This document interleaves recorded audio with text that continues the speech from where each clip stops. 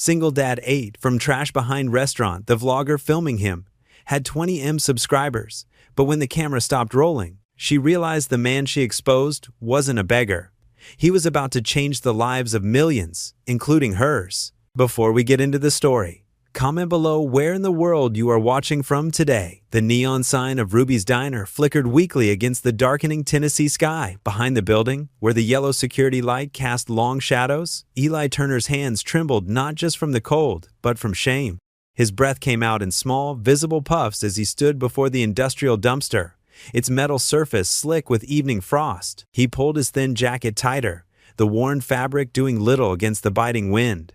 The jacket, like everything else he owned, had seen better days. Its threads were fraying at the edges, much like the remnants of his pride. "Just this once," he whispered to himself, though it wasn't the first time he'd said those words this week.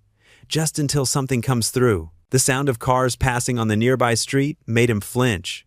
Each headlight that swept across the parking lot sent his heart racing. He'd worked at Ruby's for 2 years, served countless plates of meatloaf and apple pie, with a smile until last Thursday when Marie, the owner, had called him into her office with tears in her eyes. "Budget cuts," she'd said, unable to meet his gaze. "I'm so sorry, Eli." Now, here he was, on the other side of the dumpster, looking for dinner. His stomach churned, but not from hunger. The thought of his daughter Gracie waiting at Mrs. Henderson's house next door made his chest ache. She'd asked this morning why they were having cereal for dinner again. Eli closed his eyes briefly, remembering her small face. "Lord," he breathed, "I know I've got no right to ask for much, but please, just help me feed my girl." With trembling fingers, he lifted the heavy lid of the dumpster. The smell of discarded food wafted up, not entirely unpleasant, mostly fresh from the day's service. His eyes caught sight of a paper bag near the top, relatively clean and unopened. Inside, he found a half-eaten chicken sandwich and a generous portion of fries, barely touched. "Thank you," he whispered upward, carefully wrapping the food in a clean napkin he'd kept in his pocket.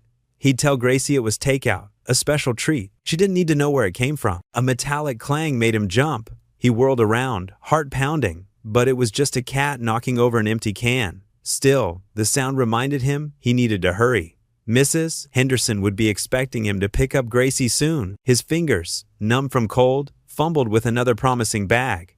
This one contained most of a turkey wrap, still fresh enough to eat. More than enough for both of them tonight. The relief that flooded through him made his knees weak. "Just temporary," he assured himself, though the words felt hollow in the cold air. "Something will come through. Has to." The past week had been a blur of job applications and rejected phone calls. Too qualified, not qualified enough, no positions available. The rent was already late, and his savings, what little he'd managed to put aside, had gone to keeping the lights on. Eli carefully placed the food in his backpack, making sure nothing would get crushed. He'd heat it up at home, make it look nice for Gracie. She deserved better than dumpster scraps, but it was better than another night of hunger. A sharp gust of wind cut through his jacket, and he shuddered. The temperature was dropping faster now, the night settling in with its familiar weight. In the distance, a car door slammed, making him flinch again. He needed to move quickly. Being caught like this would be more than his fragile pride could bear. His hands shook as he zipped up the backpack. The fabric was worn thin, just like everything else in his life seemed to be lately. He remembered how different things were just a year ago. A steady job, a small but comfortable life, dignity intact. Across the parking lot, hidden in the shadows of a parked car, Lena Morales adjusted her camera's focus. The small red recording light blinked steadily as she captured every moment of Eli's desperate search. Through her viewfinder, she watched him pause to wipe his eyes with the back of his hand. "Perfect," she whispered to herself, zooming in on his hunched shoulders. This was exactly the kind of raw, real footage her subscribers craved. She could already see the thumbnail. A father driven to desperation, digging through trash to feed his child.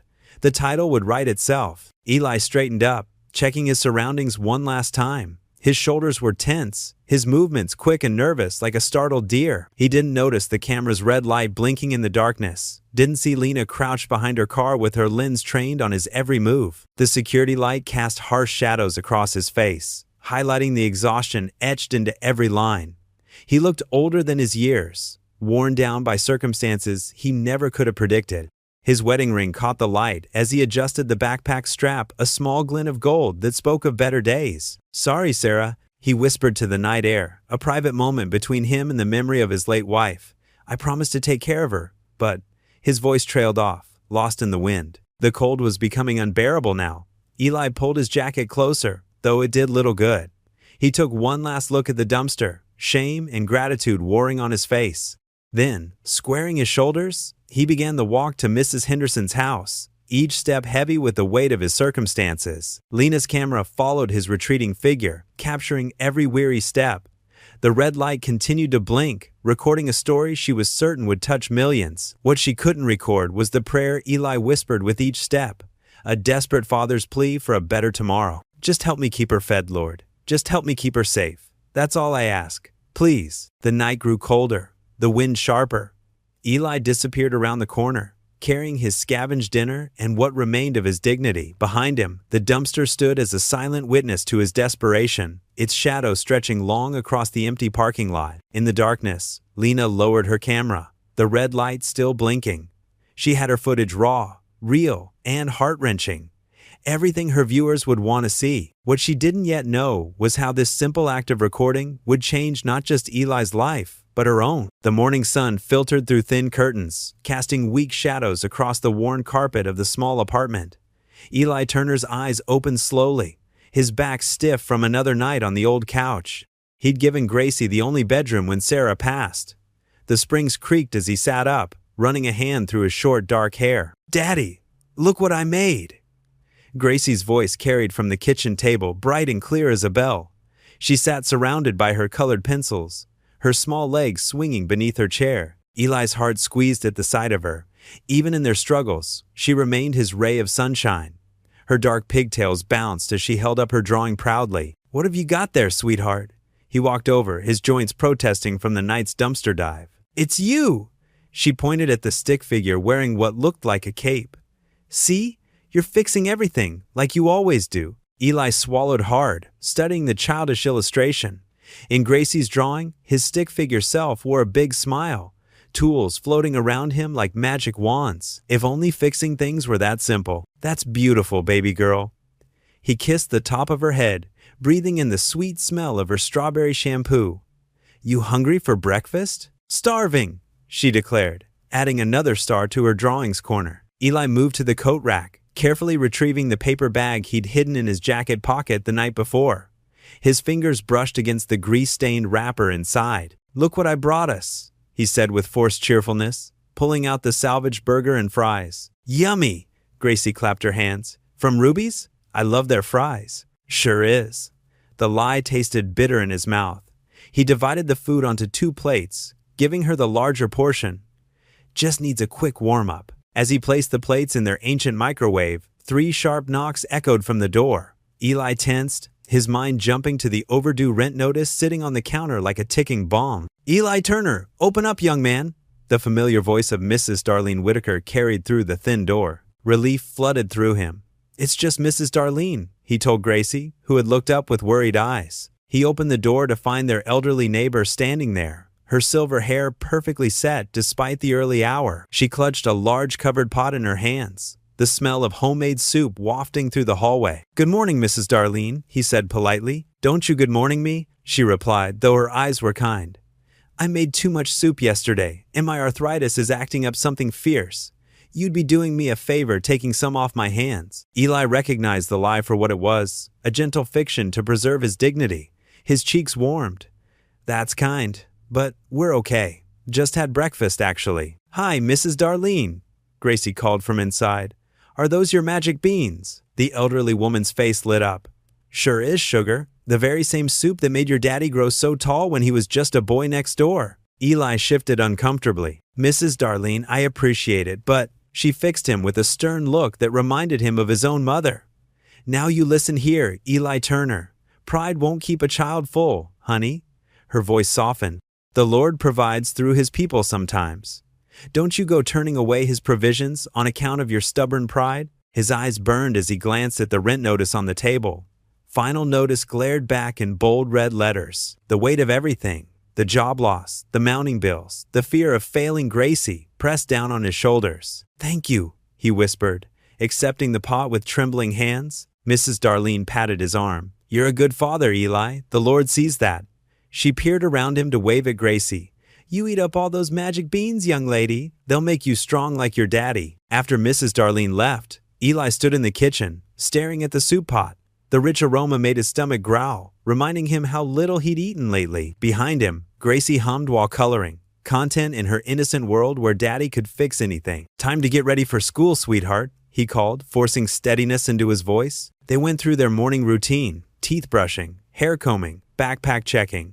Eli helped Gracie into her worn but clean coat, zipping it up against the morning chill. "Got your homework?" he asked. "Yep, and I'm gonna show Miss Jenkins my drawing of you." "That's nice, baby."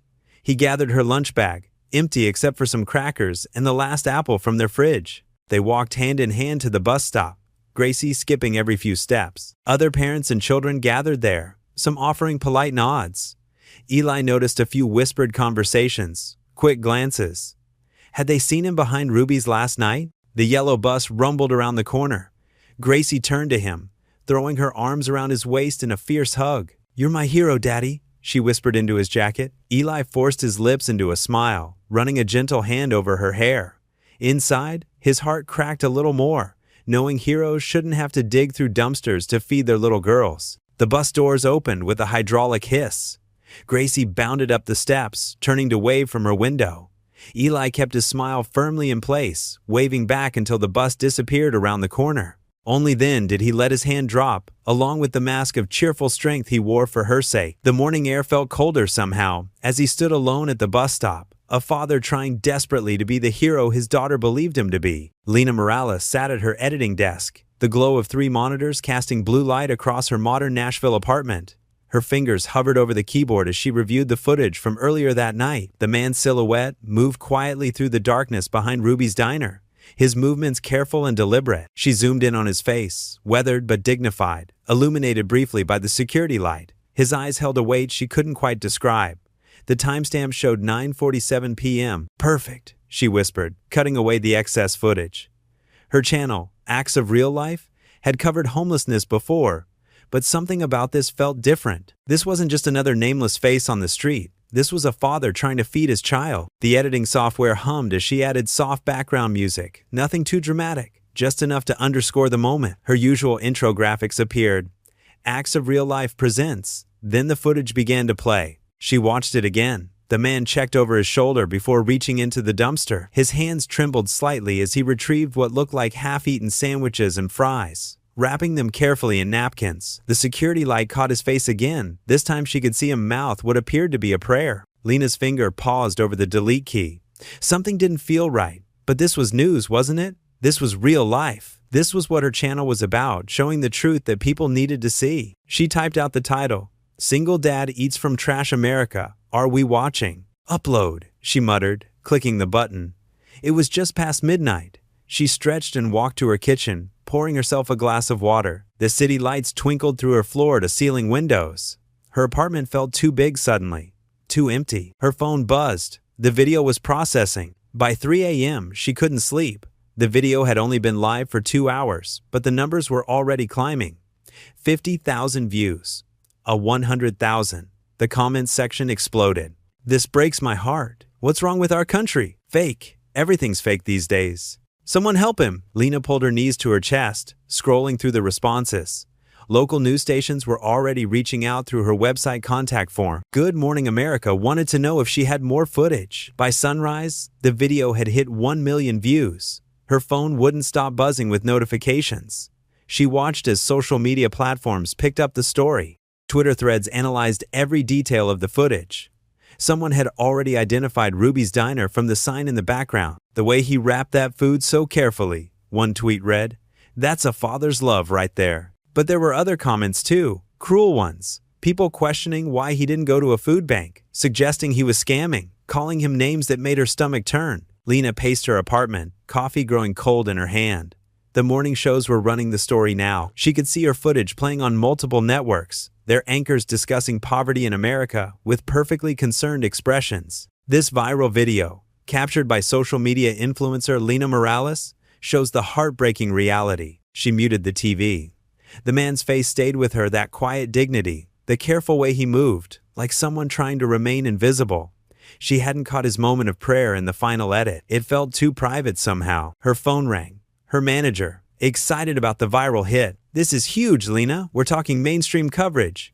Your subscriber count is exploding. We should do a follow-up piece." "I need to think about it," she interrupted, surprising herself. "Think about it? This is your biggest video yet. The ad revenue alone?" She hung up. The morning sun filled her apartment now, but she felt cold.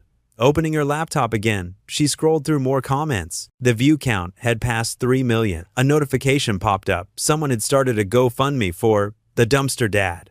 Others were trying to identify him, sharing screenshots from the video. His story was spreading like wildfire, spinning beyond her control. "He deserves better than this," she whispered to her empty apartment.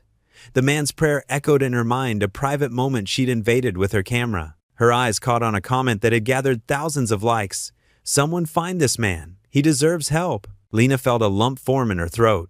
She closed her eyes, seeing again how tenderly he'd wrapped those leftover fries like they were precious gifts for someone he loved. Her chest tightened with an unfamiliar feeling.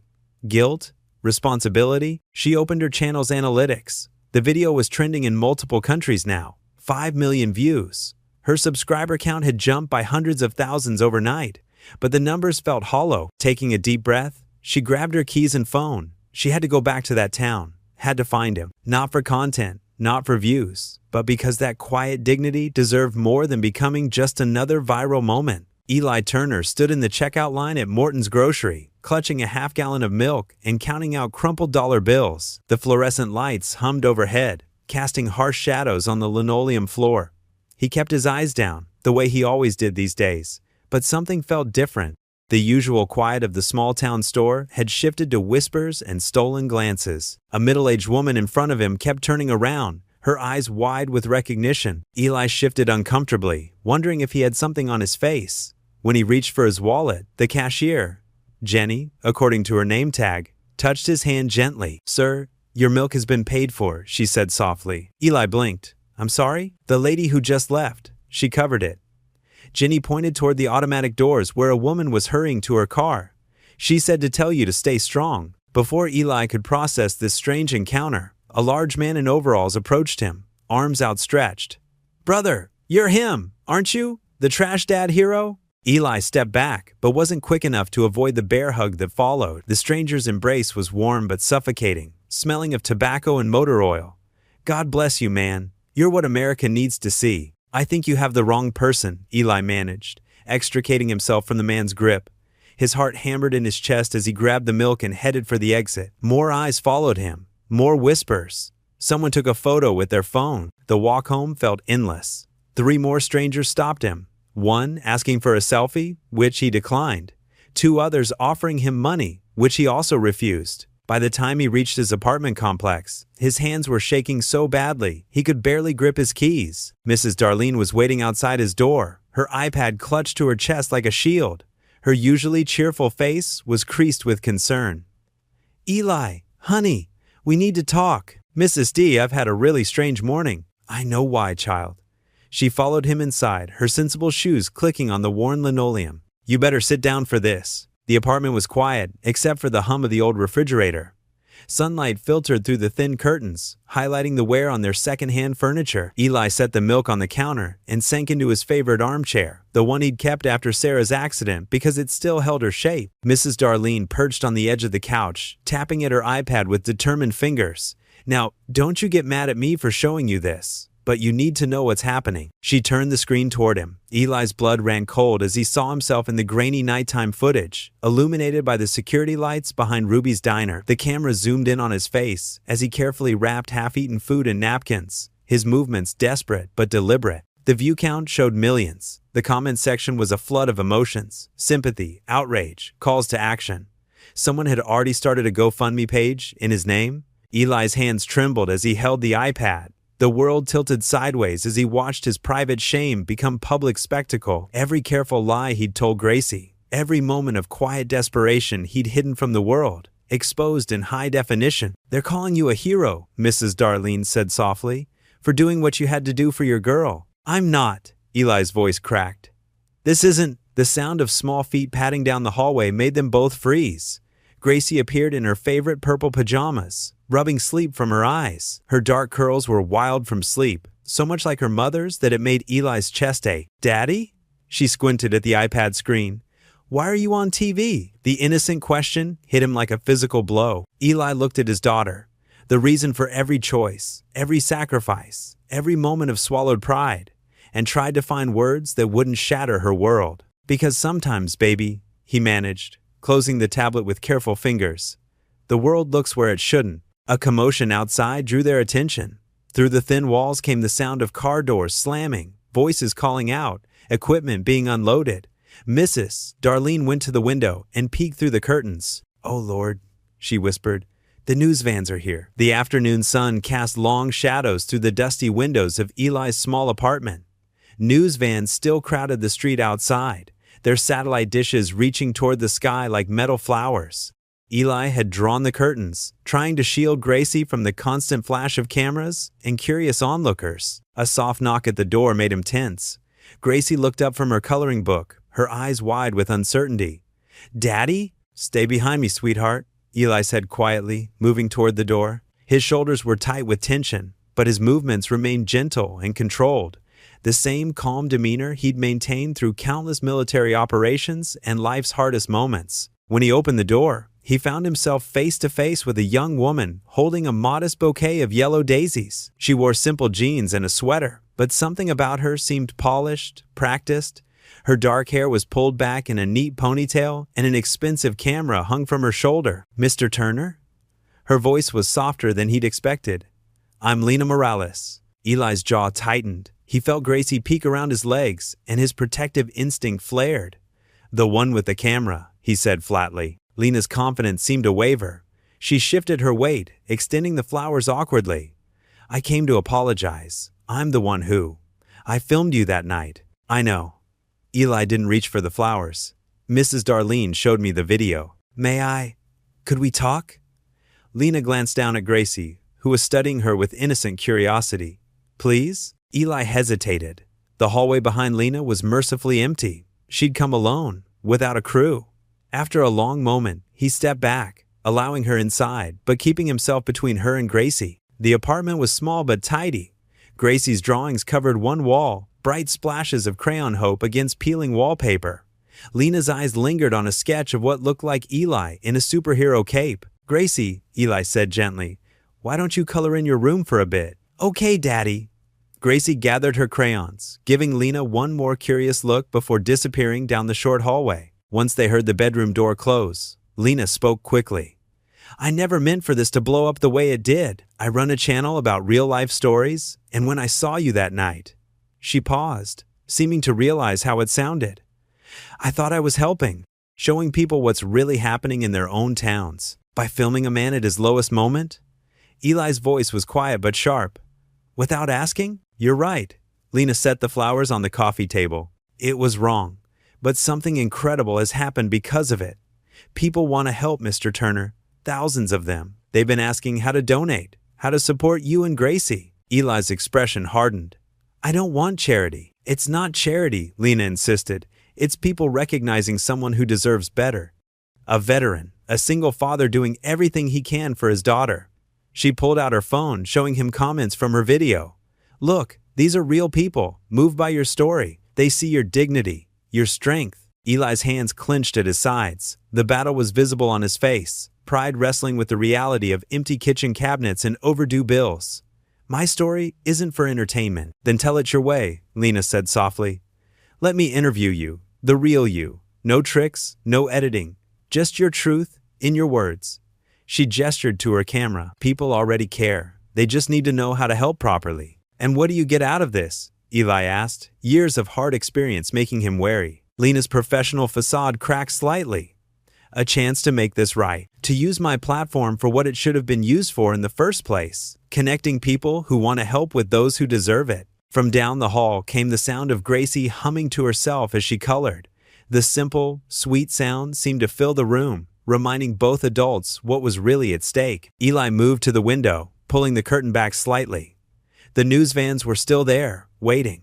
His reputation was already out there, twisted and simplified into viral content. But maybe one interview, he said finally, turning back to Lena.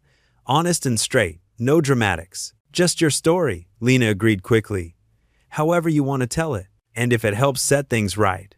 Eli glanced down the hallway where his daughter played, then back to Lena. If it might help others in similar situations, that's all I'm asking for. They stood in awkward silence for a moment before Eli extended his hand. Lena shook it, and her camera's power light blinked red in the dim room. A small, steady pulse, like a heartbeat. Tomorrow? She asked. I can come back when you're ready. Eli nodded, already wondering if he was making the right choice. But the thought of Gracie's future, of maybe finding a way forward that didn't involve dumpster diving or sleepless nights, it had to be worth the risk. Tomorrow, he agreed, and opened the door to let her out. Lena sat in her editing room, her fingers hovering over the keyboard. The raw footage of Eli's interview filled her screen. No fancy effects, no dramatic music, just him, sitting in his modest apartment, speaking from the heart. I never wanted to be famous. Eli's voice came through clear and steady. I just wanted to keep my little girl fed. As she watched, Lena felt the same emotion she'd experienced during the interview. Eli Turner wasn't trying to be inspirational. He simply was. The video went live at noon. By 1 o'clock, it had 100,000 views. By dinner time, 1 million. The comments poured in faster than anyone could read them. This man is everything that's right with America. I'm crying. How can we help? A real father, a real hero. Local news stations picked up the story immediately. Channel 5's evening broadcast led with, America's Dad, the truth behind the viral video. The reporter's voice cracked as she described Eli's journey. 3 years ago, the reporter said, Eli Turner lost his wife Sarah in a tragic car accident. Today, he's showing us all what real strength looks like. The interview revealed everything Eli had tried to hide. How he'd worked 3 part-time jobs until the economy turned. How he'd sold his wedding ring to pay for Gracie's school supplies. How he still volunteered at the veterans shelter despite barely having enough for himself. Sarah always said faith wasn't about having everything. Eli had told Lena during the interview, his eyes distant but clear. It's about having enough to share even when you think you don't. A GoFundMe page appeared. Then another. And another. Within hours, the total crossed $50,000. By nightfall, it reached 6 figures. Ruby's Diner changed their sign to read, Welcome home, Eli. The owner, Tom Martinez, hadn't slept well since laying Eli off. Now he had a chance to make it right. The morning shift is yours, Tom told Eli, his voice gruff with emotion. Full benefits this time. Should have done this long ago. Eli tried to protest, but Tom wouldn't hear it. You're good for business, he said with a wink, and good for the soul. Lena found herself driving back to the small town almost daily. She told herself it was for follow-up footage, but the truth was simpler. Something about Eli and Gracie's quiet faith touched a part of her she thought she'd lost. Miss Camera, Gracie would call out whenever she arrived, running to hug her legs. Did you bring your magic box today? Sure did, sweetie, Lena would answer. Though more often than not, the camera stayed in her bag.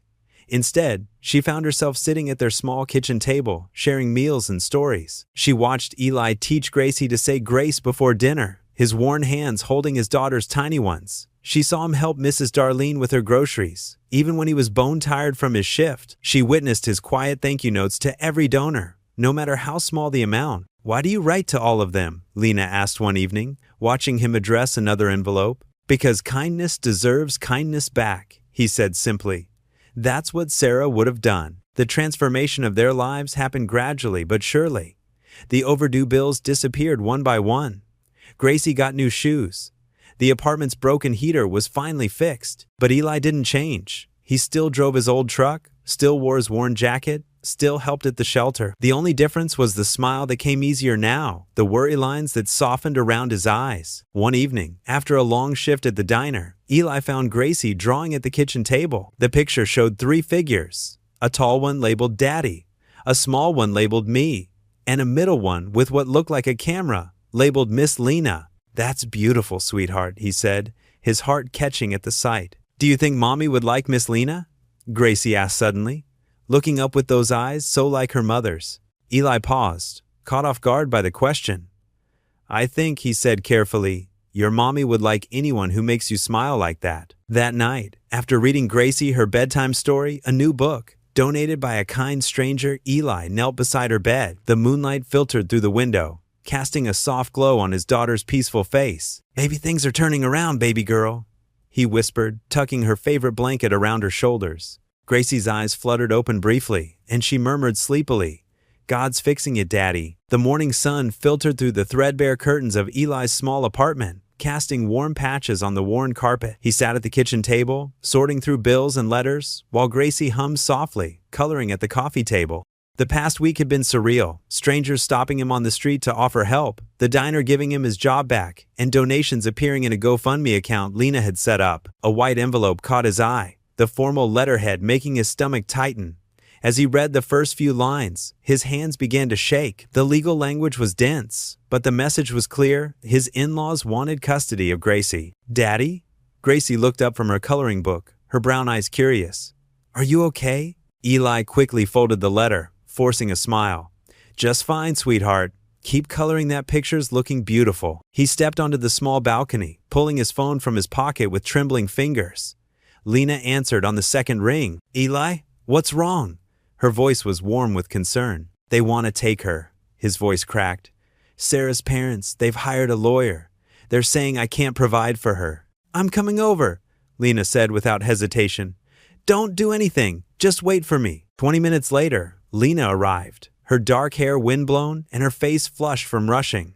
Mrs. Darlene appeared moments after, as if summoned by some neighborhood distress signal. The elderly woman took one look at Eli's face and went straight to the kitchen to make tea. They gathered around the kitchen table while Gracie continued coloring, oblivious to the adults' tension. Lena read the letter carefully, her journalist's eyes scanning every detail. "They're citing the viral video as evidence," she said, her voice tight with guilt.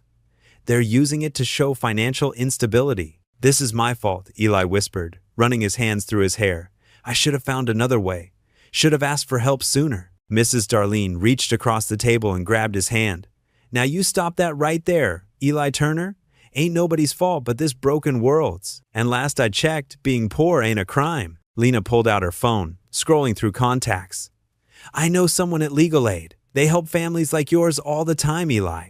We're not letting this happen." "They never cared before," Eli said, his voice hollow. "Sarah's parents, they cut her off when she married me. Said an army mechanic wasn't good enough for their daughter. Haven't even met Gracie since she was a baby." Mrs. Darlene's face hardened. "Well, ain't that convenient? Now that you're in the spotlight, they suddenly want to play grandparents?" Gracie wandered over, sensing the tension. She climbed into Eli's lap, her small hands wrapping around his neck. "Why do you look sad, Daddy?" Eli held her close, breathing in the scent of her strawberry shampoo. "Just grown-up stuff, baby. Nothing for you to worry about." Lena made the call to Legal Aid, stepping onto the balcony to talk. Mrs. Darlene busied herself in the kitchen, muttering prayers under her breath as she washed dishes that didn't need washing. "They can see us tomorrow morning," Lena announced, coming back inside. "The lawyer says we need to gather character references, proof of your improved employment situation, and documentation of their previous absence from Gracie's life." "I've got photos," Mrs. Darlene piped up. "Every birthday, every Christmas, just you and Gracie. I'll testify myself about what a good daddy you are." Eli nodded, his throat tight. "Thank you, both of you." They spent the next hour making plans, gathering documents, and listing potential witnesses. Mrs. Darlene dug through her phone, finding pictures of Eli volunteering at church events with Gracie. Lena started drafting a media statement, just in case. "We should pray," Mrs. Darlene announced suddenly, reaching for their hands. Lena hesitated for a moment before joining the circle. "Lord," the elderly woman began, her voice strong and sure. "We know. You didn't bring Eli and Gracie this far to leave them now. If you bring you to it, you'll bring you through it. Amen. Amen," Eli whispered, clinging to that thread of faith. As evening approached, rain clouds gathered outside. Lena reluctantly left to prepare for tomorrow's meeting, promising to pick them up in the morning. Mrs. Darlene hugged Eli fiercely before going home, leaving behind a casserole and her unwavering support. Eli went through their bedtime routine mechanically, helping Gracie brush her teeth and picking out her favorite pajamas with the unicorns. As he read her usual bedtime story, his voice caught on the words, "Daddy?" Gracie touched his cheek. "You don't have to finish if you're tired." He pulled her close, his heart aching with love for this gentle, perceptive child. "I'm never too tired for you, baby girl." After the story, he tucked her in, making sure her stuffed elephant was properly positioned. She fell asleep quickly, peaceful and trusting, while Eli sat in the old rocking chair by her bed, watching her chest rise and fall. Car headlights swept across the room through the blinds, illuminating Gracie's innocent face for a moment. Eli leaned forward, his voice barely a whisper. "They'll never take you from me." Outside, thunder rumbled across the Tennessee sky. A storm was coming. Morning sunlight filtered through the rain-soaked trees as Eli Turner climbed the worn steps of the small law office on Main Street. His work boots left damp footprints on the wooden floors. The brass nameplate on the door read, "James Hargrove, Attorney at Law," in simple lettering. Inside, Mr. Hargrove's office smelled of old books and coffee. The lawyer sat behind a heavy oak desk, his reading glasses perched on his nose as he studied the custody letter. His weathered face creased with concern. "I won't sugarcoat this, Mr. Turner," Hargrove said, placing the letter down. "Your in-laws have deep pockets and connections. They've hired Caldwell and Ross from Nashville, one of the best family law firms in the state." Eli's shoulders tensed. "But they can't just take her because I'm poor, right?" "No, but they'll try to prove you're unstable." Hargrove leaned forward. "That viral video? They'll spin it their way. Say you're desperate, unable to provide. They'll dig up everything. Your job losses, the late rent, even your time in the army." Eli's throat tightened. "I've never hurt Gracie. Never let her go hungry." "I believe you," Hargrove said softly. "But courts look at stability. These folks will paint you as a struggling vet who can't keep a job. They'll use the media attention against you." The morning light caught the dust motes dancing between them. Eli rubbed his face, feeling the stubble under his palms. "What can we do?" "Document everything. Show you're a good father. Keep receipts, take photos, maintain a diary of your daily routine with Gracie." Hargrove paused. "And maybe consider using that media attention to your advantage." As if on cue, a gentle knock came at the door. Lena Morales stood there, her camera bag slung over her shoulder. She'd been waiting in the lobby, having driven Eli to the appointment. "Sorry to interrupt," she said, "but I might have an idea." Hargrove gestured for her to enter. "Miss Morales, your video started all this, and maybe another video can help fix it," she said, sitting beside Eli. "What if we showed people who Eli really is? Not just a few minutes behind a diner, but his whole story?" Eli shifted uncomfortably. "Like what?" "A mini documentary series. 3 or 4 short episodes showing your daily life with Gracie. You working, helping with homework, making dinner together." Lena's eyes lit up. "Real moments that prove what an amazing father you are." "The court might not care about YouTube videos," Hargrove warned. "But public opinion matters," Lena countered. "If we can show everyone the truth, it'll be harder for them to paint Eli as unfit." Hargrove considered this, tapping his pen against the desk. "She has a point. The grandparents want to try this in the court of public opinion? We can meet them there." Eli stared at his calloused hands. "I don't know, putting Gracie in the spotlight more." "We'll be careful," Lena assured him. "No exploitation, no dramatic music or fancy editing. Just honest moments of a father and daughter. We'll let the truth speak for itself." Hargrove nodded slowly. "It could help. Shows you're willing to be transparent, nothing to hide."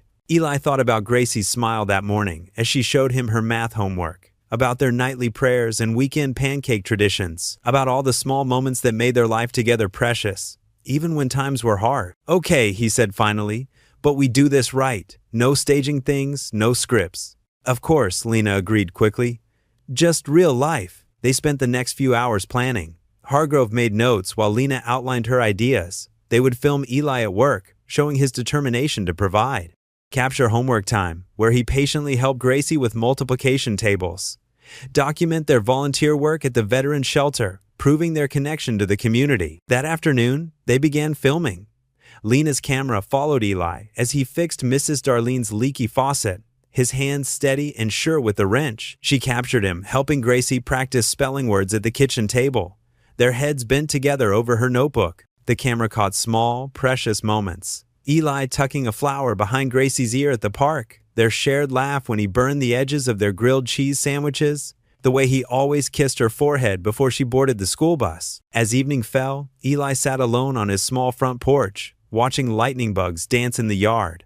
The air was heavy with the lingering scent of rain. He heard footsteps and turned to see Lena approaching, her camera safely packed away. "Thank you," he said quietly as she settled into the chair beside him, "for believing in me when you didn't have to." Lena's smile was gentle in the growing darkness.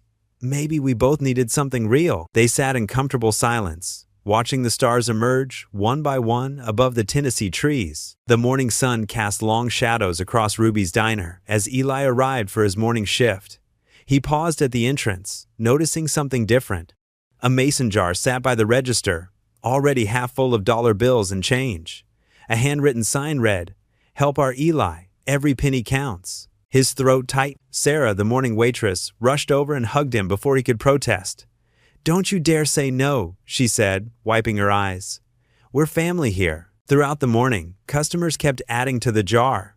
Some left extra tips with notes saying, "For Gracie." Others simply squeezed his shoulder as they passed, their eyes full of understanding.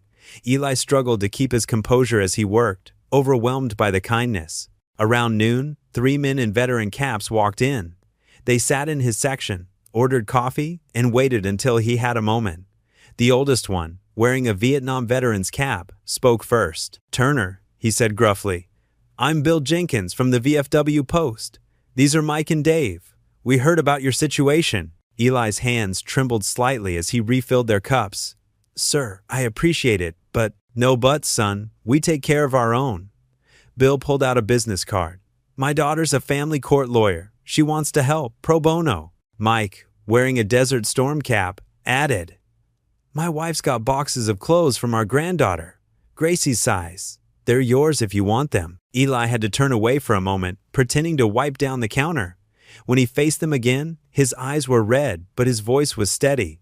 "Thank you," he managed. Throughout the day, more veterans came. Some ordered food, others just stopped to shake his hand. Each one had something to offer: legal advice, job leads, or simply their support. Word had spread through the veteran community like wildfire. Lena captured it all from a corner booth, her camera running quietly.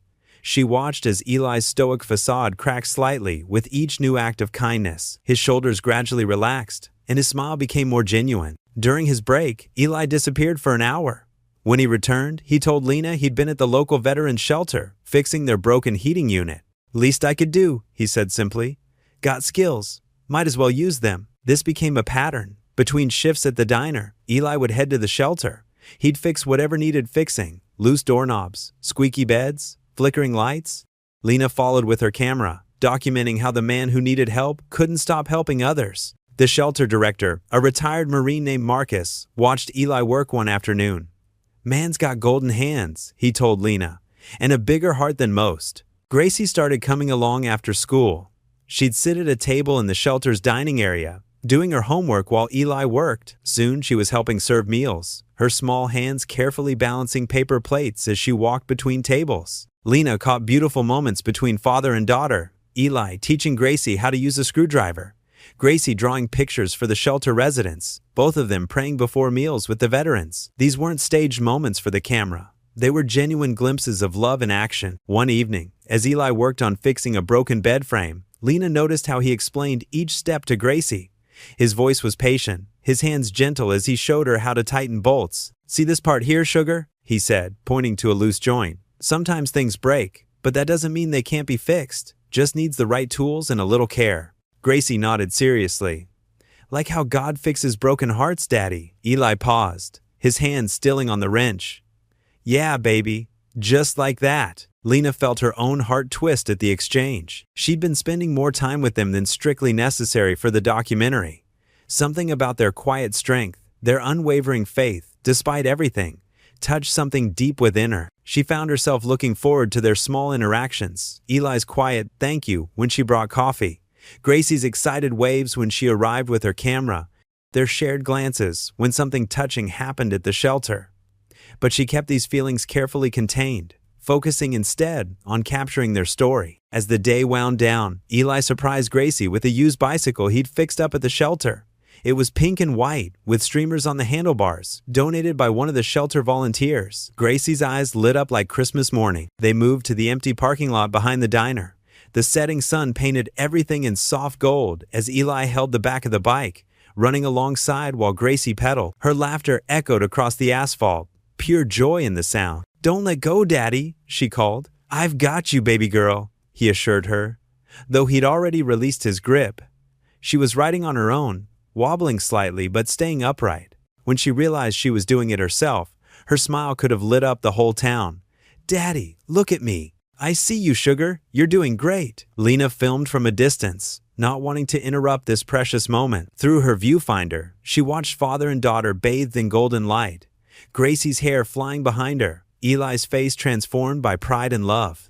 This wasn't the broken man from the viral video. This was a father in his element, teaching his daughter to soar. She lowered her camera and whispered, "This is the real America." The evening settled softly over the small Tennessee town, painting the sky in gentle strokes of purple and orange. On Eli's modest front porch, the smell of warm cornbread mingled with the summer air. Lena sat in one of the two weathered wooden chairs, watching as Eli carefully placed 3 mismatched bowls of steaming soup on the small folding table between them. "It's not much," Eli said, his voice carrying that familiar note of humility, "but the cornbread's fresh." "Are you kidding?" Lena smiled, setting her camera aside for once.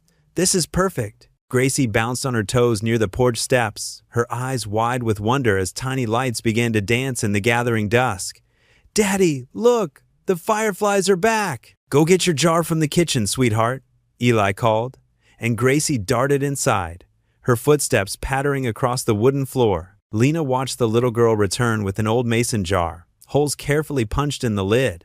"I used to catch fireflies when I was her age," she said softly, "back in Georgia, before we moved to the city." Gracie skipped down the steps, her giggles floating back to them as she chased the blinking lights.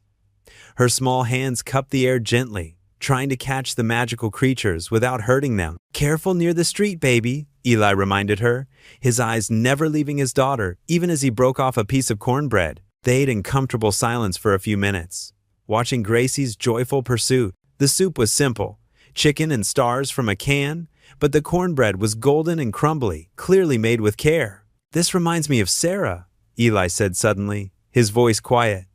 "She loved evenings like this. Used to say God painted the sky extra pretty in Tennessee." Lena set down her spoon, sensing the weight of the moment. "Tell me about her?" Eli's eyes stayed on Gracie, but his mind seemed to drift back. "She was a kindergarten teacher. That's how we met. I was doing maintenance work at her school after my second deployment. She had this way of seeing the good in everything. Even when I came back different after Afghanistan, she just loved harder." The fireflies blinked around them like earthbound stars. Gracie's jar already held 3 or 4, their lights pulsing like tiny heartbeats. "The accident happened so fast," Eli continued, his voice barely above a whisper. "Black ice on the highway. I was still overseas. Didn't even make it back for the funeral." He pressed his lips together, fighting back the emotion. "But Gracie, she saved me. Having her to come home to, it gave me purpose." Lena felt tears prick at her eyes. Her camera sat forgotten beside her chair, but for once, she didn't reach for it. Some moments weren't meant to be filmed. "I understand," she said softly. "About loss, I mean. My mom."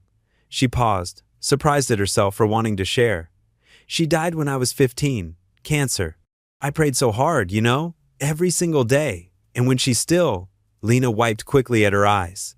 "That's when I stopped believing." Gracie's laughter floated up from the yard, pure and untouched by the weight of their conversation. "The fame made it worse," Lena admitted. 20 million subscribers, and I never felt more alone. Everyone wanted the peppy, perfect vlogger, the girl who could turn anything into content." She gave a hollow laugh. "I started my channel to help people, to show real stories, but somewhere along the way, you lost your way," Eli finished gently. "Yeah." Lena watched as Gracie carefully released one of her fireflies, smiling as it blinked away into the darkness. "I stopped feeling God completely. Started thinking maybe Mom was wrong about all of it. The prayers, the faith, everything." The crickets had begun their evening chorus, a soft backdrop to their conversation. Eli broke off another piece of cornbread, considering his words carefully. "When I was in Afghanistan," he said, "there were nights so dark you couldn't see your hand in front of your face. No stars, no moon, nothing. But we knew the sky was still there." He gestured toward Gracie, who was now sitting cross-legged in the grass, watching her fireflies with wonder. "Faith isn't about feeling God," he said softly. "It's about trusting He's there, even when you don't." Lena lifted her eyes to the emerging stars above them, tears sliding silently down her cheeks. The truth of his words settled deep in her heart, touching a place that had been closed off for so long. The morning sun filtered through the courthouse's tall windows, casting long shadows across the polished floor. Eli Turner stood in the hallway, adjusting his navy blue tie with trembling fingers. The suit he wore, his only one, felt tight around his shoulders, a reminder of the years since he'd last needed it at Sarah's funeral. "Here, let me help," Lena said softly, stepping forward to straighten his tie. Her usual camera was absent today, replaced by a quiet determination in her eyes. "Remember what Mr. Hargrove said, just be yourself." Eli nodded, his throat too tight for words. Down the hall, he could see reporters gathering, their cameras and microphones ready like weapons. The sight made his stomach churn. Mrs. Darlene appeared, holding Gracie's hand. The little girl wore her Sunday best, a pink dress with white flowers that their elderly neighbor had helped iron that morning. "Daddy!" she called out, running to hug him. Eli knelt down, wrapping his arms around his daughter. The familiar scent of her strawberry shampoo steadied his nerves. "Hey, princess," he whispered. "Remember what we talked about? You just need to sit quietly with Mrs. Darlene, okay?" Gracie nodded solemnly. "I brought my special picture," she said, clutching her folded drawing. "Can the judge see it? Mr. Hargrove will show it if he thinks it helps," Eli assured her, forcing a smile. The courthouse doors opened, and people began filing in. The room was packed: local residents, veterans from the shelter, and what seemed like every reporter in Tennessee. Camera flashes popped like lightning, making Eli wince. Then he saw them: Sarah's parents, looking exactly as he remembered. Margaret and Richard Conway sat rigidly on the opposite side, their expensive clothes and perfect posture a stark contrast to his worn suit. They didn't even glance his way. Their lawyer, a sharp-featured man in an Italian suit, was arranging papers with practiced precision. The sight made Eli's hands cold with sweat. "All rise," the bailiff called out. Judge Martha Wilson entered, her gray hair pulled back severely, reading glasses perched on her nose. The preliminary hearing began with the Conway's lawyer painting his picture. His voice dripped with carefully crafted concern as he spoke. "Your Honor, Mr.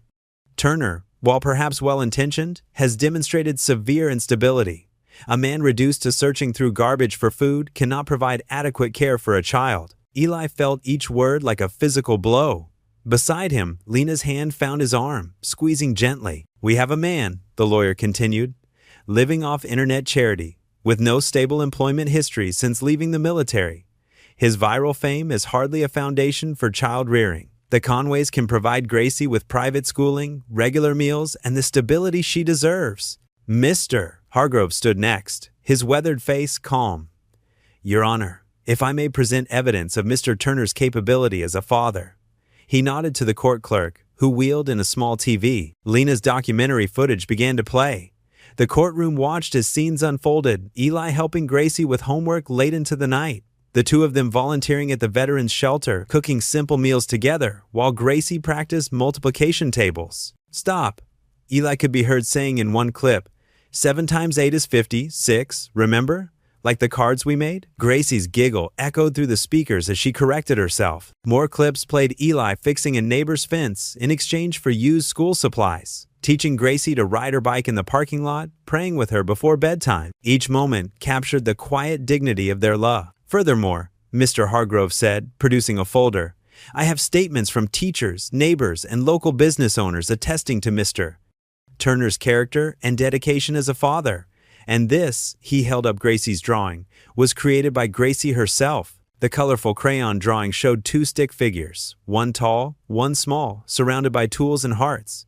Above them, in careful child's writing, "Me and Daddy fixing everything." A murmur rippled through the courtroom. Judge Wilson studied the drawing carefully. "Mr. Turner," she said, "would you like to address the court?" Eli stood slowly, his legs unsteady. He cleared his throat, looking not at the judge, but at Gracie. "Your Honor, I know I'm not perfect. I know I've struggled. But everything I do, everything I am, is for her." His voice grew stronger as he continued. "When my wife died, I promised her I'd give Gracie all the love in the world. Some days that love looked like leftover food. Some days it looked like telling stories instead of buying toys. But every single day, it looked like trying my best." The courtroom was silent now. Even the reporters had stopped writing. "I'm not ashamed of what I did to feed my daughter," Eli said. "I'm only ashamed I couldn't do more. But I'm learning, I'm working, and with God's help, I'm getting better every day." Judge Wilson removed her glasses, studying Eli intently. "Mr. Turner, I've seen many custody cases in my time. Some parents fight for their children out of pride, others out of spite, but rarely do I see such pure devotion. She glanced at the Conways, who sat stiffly in their chairs. While the grandparents' concern is noted, I see no evidence of neglect, only a father's sacrificial love. Therefore, I am granting temporary custody to Mr. Turner, pending a 6-month review. The gavel struck with finality. For a moment, Eli couldn't move, couldn't breathe. Then the courtroom erupted in cheers. Mrs. Darlene was crying, Gracie jumping up and down beside her. Lena threw her arms around him, her professional distance forgotten in the joy of the moment. "You did it, Eli," she whispered, her eyes bright with tears. Eli hugged her back, his voice rough with emotion. "No, we did." The neon sign of Ruby's Diner cast a warm glow across the parking lot as cars filled every available space. Inside, the usual smell of burgers and fries mixed with the sweetness of fresh-baked cookies that Mrs. Darlene had brought for the occasion. Paper streamers hung from the ceiling fans, and someone had taped hand-drawn hearts to the windows. Gracie's artwork, recognizable by the crooked stars and rainbow colors. Eli stood near the counter, looking somehow both uncomfortable and deeply moved by the attention. His work uniform had been replaced with a clean button-down shirt, and though it was slightly worn at the collar, his quiet dignity made it look like Sunday best. Every few minutes, someone would pat his back or squeeze his arm, and he'd respond with that gentle smile of his, the one that started in his eyes before reaching his mouth. Gracie twirled around in her best dress, her hair clip catching the light every time she moved. She hadn't stopped touching it since Lena gave it to her, treating it like a precious crown. "Daddy, look!" she called out for the 100th time, spinning so the sparkles would dance. "Miss Camera says I look like a princess." "You sure do, baby girl," Eli replied, his voice soft with love. He watched her weave through the crowd of townspeople who'd shown up to celebrate, her joy infectious. Lena stood by the jukebox, her camera capturing moments with careful discretion. She'd learned over the past weeks when to film and when to just let moments be. Tonight, she mostly let the camera rest at her side, wanting to be present in the celebration rather than just document it. Ruby herself, the diner's owner, brought out another tray of mini sandwiches. Her eyes were red from crying happy tears all evening. "Speech," she called out suddenly. "Eli Turner, you get up here and say something." The crowd took up the chant, "Speech, speech." Their voices filled the small diner with warmth and encouragement. Eli shook his head at first, but Gracie grabbed his hand and pulled him toward the counter. "Please, Daddy, tell them about the angels." He cleared his throat, looking down at his daughter's eager face. The room quieted, waiting. Mrs. Darlene reached over and squeezed his shoulder, giving him courage. "I'm not much for speeches," he began, his voice quiet but steady. "And I'm sure not used to standing in front of folks like this." He paused, gathering his thoughts. "A few weeks ago, I was behind this very diner, looking for food in places no father ever wants to look." His words carried no shame now, just honest truth. "I thought God had forgotten about me and my little girl." Gracie wrapped her arms around his waist, and he placed a gentle hand on her head, careful not to disturb her precious hair clip. "But maybe," he continued, "he was just waiting for me to open the door again. See, sometimes help comes from places you'd never expect." His eyes met Lena's across the room. "Sometimes it comes through a camera lens that shows you your own truth. Sometimes it comes through neighbors who bring soup." He nodded at Mrs. Darlene, who dabbed at her eyes with a tissue. "Sometimes it comes through a whole town deciding that one little family matters enough to fight for." People nodded, several wiping away tears. Ruby hadn't stopped crying since he started speaking. "My wife," his voice caught slightly, but he pressed on. "Sarah used to say that faith isn't about seeing the whole staircase, just taking that first step. I took that step behind this diner, though I didn't know it at the time. And you all, you've been the handrail holding me up every step since." The crowd broke into applause, but Eli raised his hand slightly. "Just one more thing," he said. "To everyone here who donated, who prayed, who showed up in court today, thank you doesn't seem enough, but it's what I have to give, along with a promise to pay it forward every chance I get." The applause this time was thunderous in the small space. Several veterans in the corners stood at attention, offering silent salutes. Ruby rushed forward to hug him, nearly knocking over a tray of cookies in the process. As the crowd moved toward the food tables, someone put a quarter in the jukebox. A slow country song filled the diner, its gentle rhythm matching the peaceful atmosphere of the evening. Gracie tugged at her father's sleeve.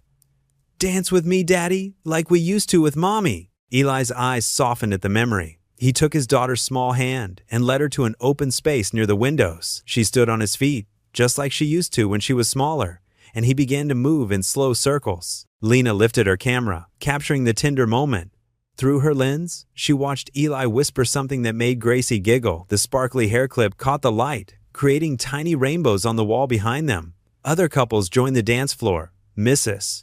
Darlene with one of the veteran regulars, Ruby with her husband, but Lena kept her focus on father and daughter. The neon sign outside painted everything in a soft pink glow. Through the windows, the stars were just becoming visible in the darkening sky. Inside, the diner hummed with conversation, laughter, and music.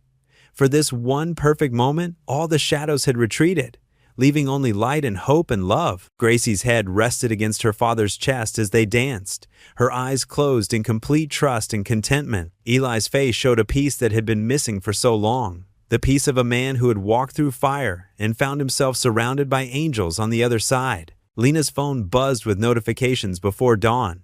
She grabbed it, squinting at the screen through sleepy eyes, then bolted upright. Her heart sank as she scrolled through an endless stream of hostile tweets and messages. Fraud alert. America's favorite homeless vet isn't even a veteran. Number Eli Turner lied.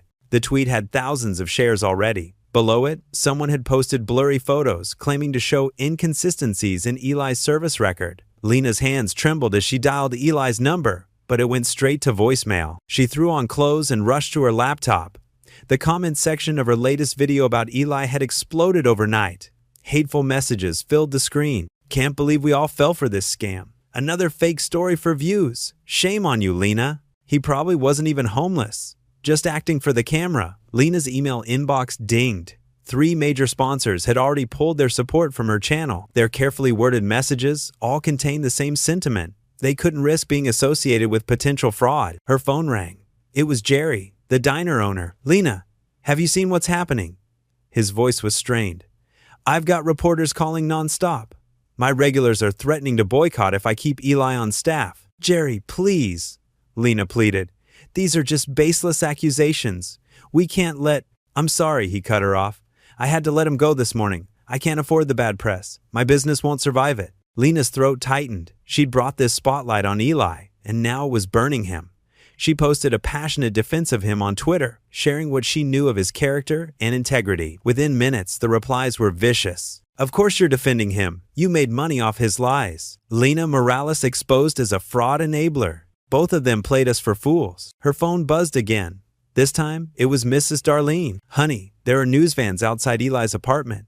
The elderly woman's voice quivered. He won't answer his door. I can hear Gracie crying inside. Lena grabbed her keys and raced to her car.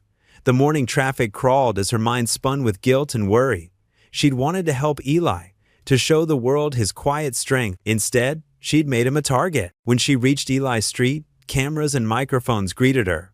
Reporters swarmed her car. Lena Morales, did you know Eli Turner was lying? Was this all staged for views? How do you respond to allegations that you exploited a fake story? She pushed through them, ignoring their questions. Mrs. Darlene met her at the building entrance, wringing her hands. They've been here since sunrise, she whispered. Poor Gracie was too scared to go to school. Lena knocked softly on Eli's door. It's me, she called. After a long pause, she heard the lock click. The apartment was dark, blinds drawn against the chaos outside. Gracie sat at the kitchen table, coloring with shaking hands.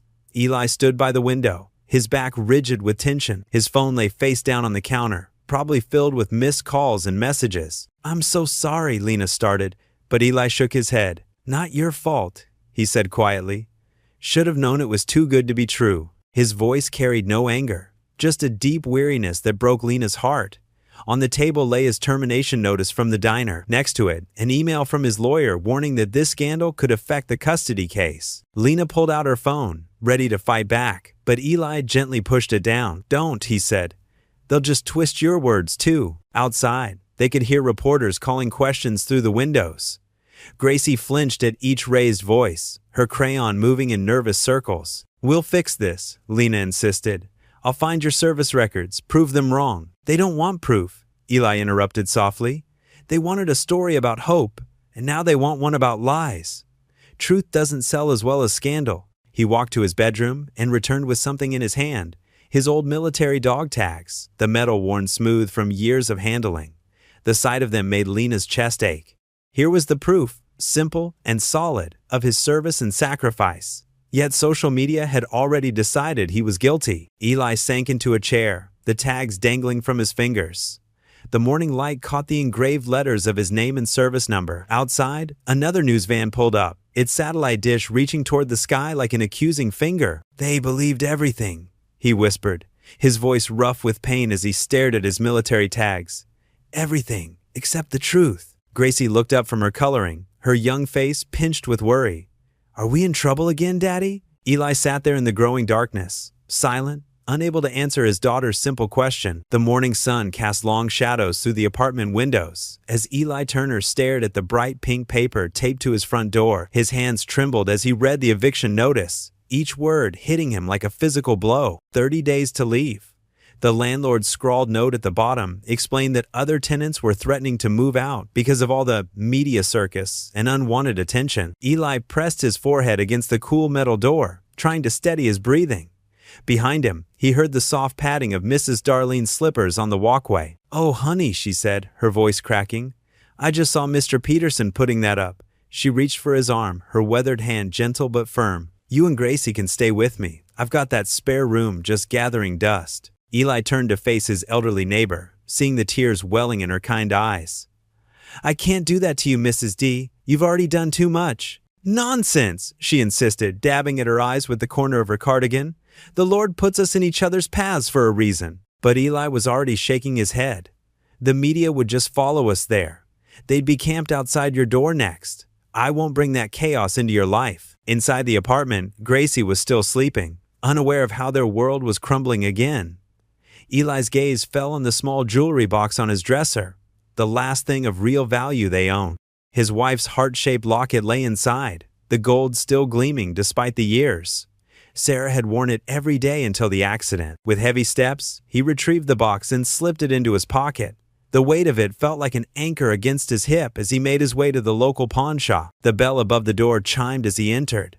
The owner, Mr. Martinez, looked up from his newspaper, recognition flickering across his face. "Mr. Turner," he said quietly, setting aside his reading. Eli placed the locket on the counter, unable to meet the other man's eyes. "How much?" Mr. Martinez picked up the necklace carefully, examining the delicate engravings. "This is fine gold." "Sarah's?" Eli nodded, his throat too tight for words. "I can give you 300, Mr. Martinez said softly. "That's more than market value, but—" He trailed off, both men knowing it was an act of kindness. The money felt dirty in Eli's pocket as he bought groceries, enough to last them a few days. He'd barely finished putting them away when there was another knock at the door. This time, it was Lena, her usual camera absent, her face drawn with worry. "I saw the eviction notice," she said without preamble. "Eli, I'm so sorry. This is all my fault. If I hadn't—" "Stop!" Eli cut her off, his voice firm but not unkind. "You tried to help. Sometimes help hurts worse than leaving things alone. But you meant well." Lena stepped inside, looking around at the half-packed boxes they'd scrounged from behind the grocery store. "I'm not giving up," she declared. "I'll find proof about your service record. I'll make this right." Eli continued packing, carefully wrapping Gracie's few toys in newspaper. Sometimes right and wrong don't matter much to people who've already made up their minds. "Where will you go?" Lena asked, picking up a crayon drawing of their family. "Just stick figures of Eli and Gracie, holding hands under a yellow sundae, church shelter on Oak Street," Eli replied, his voice steady despite the shame burning in his chest. "They've got space for us." Lena reached for her phone. "Let me pay for a hotel, at least for a few." "No." Eli's tone left no room for argument. "We've had enough charity to last a lifetime. Sometimes a man needs to hit bottom before he can stand up straight again." They loaded the truck in silence, their life fitting into just a few boxes and bags. Gracie helped, treating it like an adventure, unaware of the gravity weighing down the adults around her. Mrs. Darlene stood in her doorway, crying quietly and holding a bag of sandwiches she'd made for them. The church shelter was a plain brick building with a small cross above the door. Inside, the air smelled of industrial cleaner and old coffee. A kind-faced volunteer showed them to their spot, 2 narrow cots in a room shared with 3 other families. Gracie bounced on her cot, testing its springs. "Look, Daddy, it's like camping." Eli managed a weak smile, setting their bags down. The other families gave them space, recognizing the raw look of people on their first night of homelessness. A mother with 2 small children offered Gracie a spare coloring book, which she accepted with shy thanks. As night fell, the shelter grew quiet except for the soft sounds of people trying to settle into unfamiliar beds. Eli tucked Gracie in, pulling the thin blanket up to her chin. She looked up at him with those trust-filled eyes that both broke and mended his heart. "It's okay, Daddy," she whispered, reaching up to touch his cheek. "I still like the stars." Eli nodded, unable to speak past the lump in his throat. He lay back on his own cot, staring at the water-stained ceiling tiles, his eyes burning with unshed tears. Through the high windows, he could see a patch of night sky, but no stars were visible through the shelter's security lights. The morning sun painted colored patterns across the church shelter's floor through the stained glass windows. Eli blinked awake, his back stiff from the thin cot. Next to him, Gracie hummed softly as she colored in a worn coloring book Mrs. Darlene had given her before they left. "Good morning, sweetheart," Eli whispered, watching her small hands carefully stay within the lines. She'd always been neat, just like her mother. "Morning, Daddy," she smiled, not looking up from her work. "I'm making something pretty for our new room." Eli's heart squeezed. The room was just a corner of the church shelter's dormitory, sectioned off with a curtain for privacy. But Gracie didn't seem to mind. She had that gift, finding beauty in the smallest things. "Mr. Turner?" a gentle voice called. Reverend Cole approached, his weathered face kind beneath salt and pepper hair. "I brought some coffee if you'd like." "Thank you, Reverend," Eli said, accepting the steaming cup. The warmth felt good in his hands. The pastor sat down on a nearby folding chair. "How did you sleep?" "Well enough," Eli replied, though the dark circles under his eyes told a different story. He glanced around the shelter's main room, noting the dripping faucet in the corner and the creaky stairs leading to the second floor. His hands itched to fix something, anything, to feel useful again. "I noticed your plumbing's giving you trouble," Eli said carefully, "and those stairs could use some work." I'm pretty good with repairs. Maybe I could help out while we're here?" Reverend Cole's eyes crinkled. "We'd be grateful for the help, but you don't need to earn your keep here, son. This is God's house. All are welcome." "I know," Eli said softly, "but I need to do something. I can't just—" His voice caught. "Can't just sit still while the world judges you?" Reverend Cole finished gently. Eli nodded, looking down at his coffee. The bitter liquid reflected his tired face. "Tell me about it," the pastor said, settling back in his chair. And somehow, in the quiet morning light with Gracie's soft humming in the background, Eli found himself talking. He told Reverend Cole about the viral video, the brief hope of redemption, the custody battle, and finally, the cruel rumors that had torn it all down. "I just don't understand," Eli said, his voice rough. "I served my country. I tried to be a good father. I never asked for attention or fame. And now," he gestured helplessly at their surroundings. Reverend Cole was quiet for a moment, watching Gracie color. "You know," he said finally, "I used to be a wealthy man, had a big house, fancy car, all of it. Then the market crashed, and I lost everything. My wife left. Friends disappeared. I was angry at God for years." He leaned forward, his eyes intent on Eli's face.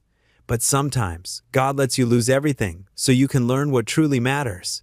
I found my calling here, helping others who've hit bottom. And you know what? I'm happier now than I ever was with all that stuff." Eli absorbed this, watching his daughter. She was humming Amazing Grace now. She learned it in Sunday school before everything fell apart. "Let me show you that plumbing problem," Reverend Cole said, standing. "Maybe we can start there." For the next few hours, Eli lost himself in honest work. The leaky faucet needed a new washer and some pipe tape. He borrowed tools from the church maintenance closet, working methodically, while other shelter residents went about their morning routine. Some stopped to watch him work. A few offered to help. Eli found himself teaching an eager teenager named Marcus how to use a pipe wrench properly. The boy's eyes lit up when the leak finally stopped. "Man, that's cool," Marcus said.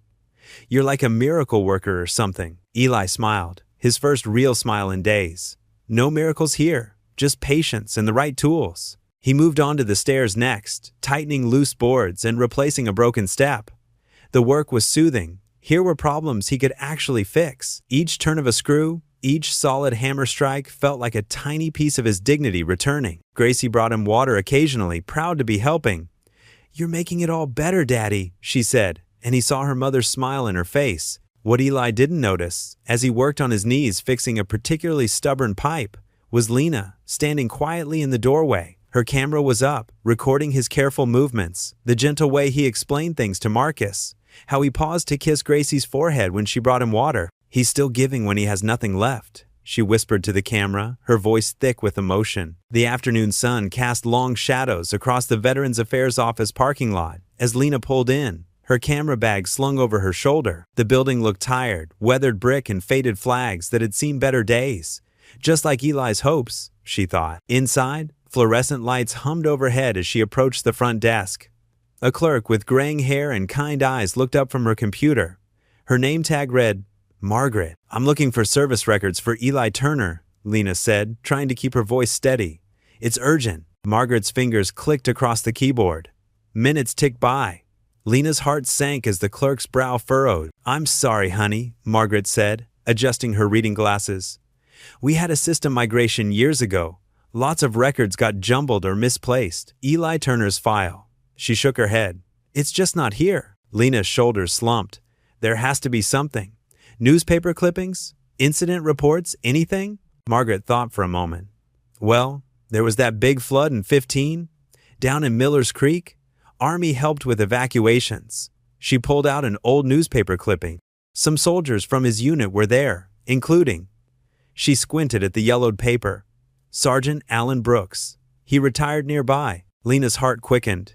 "Do you have his address?" 20 minutes later, Lena's GPS guided her down winding country roads. The late afternoon sun filtered through autumn leaves as she followed the directions to a small house on the outskirts of Miller's Creek. The house sat alone, surrounded by tall grass and old oak trees. An American flag hung limp in the still air. Lena parked and walked up the gravel path, her shoes crunching with each step. She knocked. No answer. She tried again. Finally, the door creaked open. A tall man with weathered features stood there, leaning on a cane. His eyes were sharp despite his age. "Sergeant Brooks?" "Haven't been called that in years," he said gruffly. "What's this about?" "I'm looking for information about Eli Turner. He served with you during the Miller's Creek flood." The old soldier's face softened slightly. "Turner? Yeah, I remember him." He studied her face.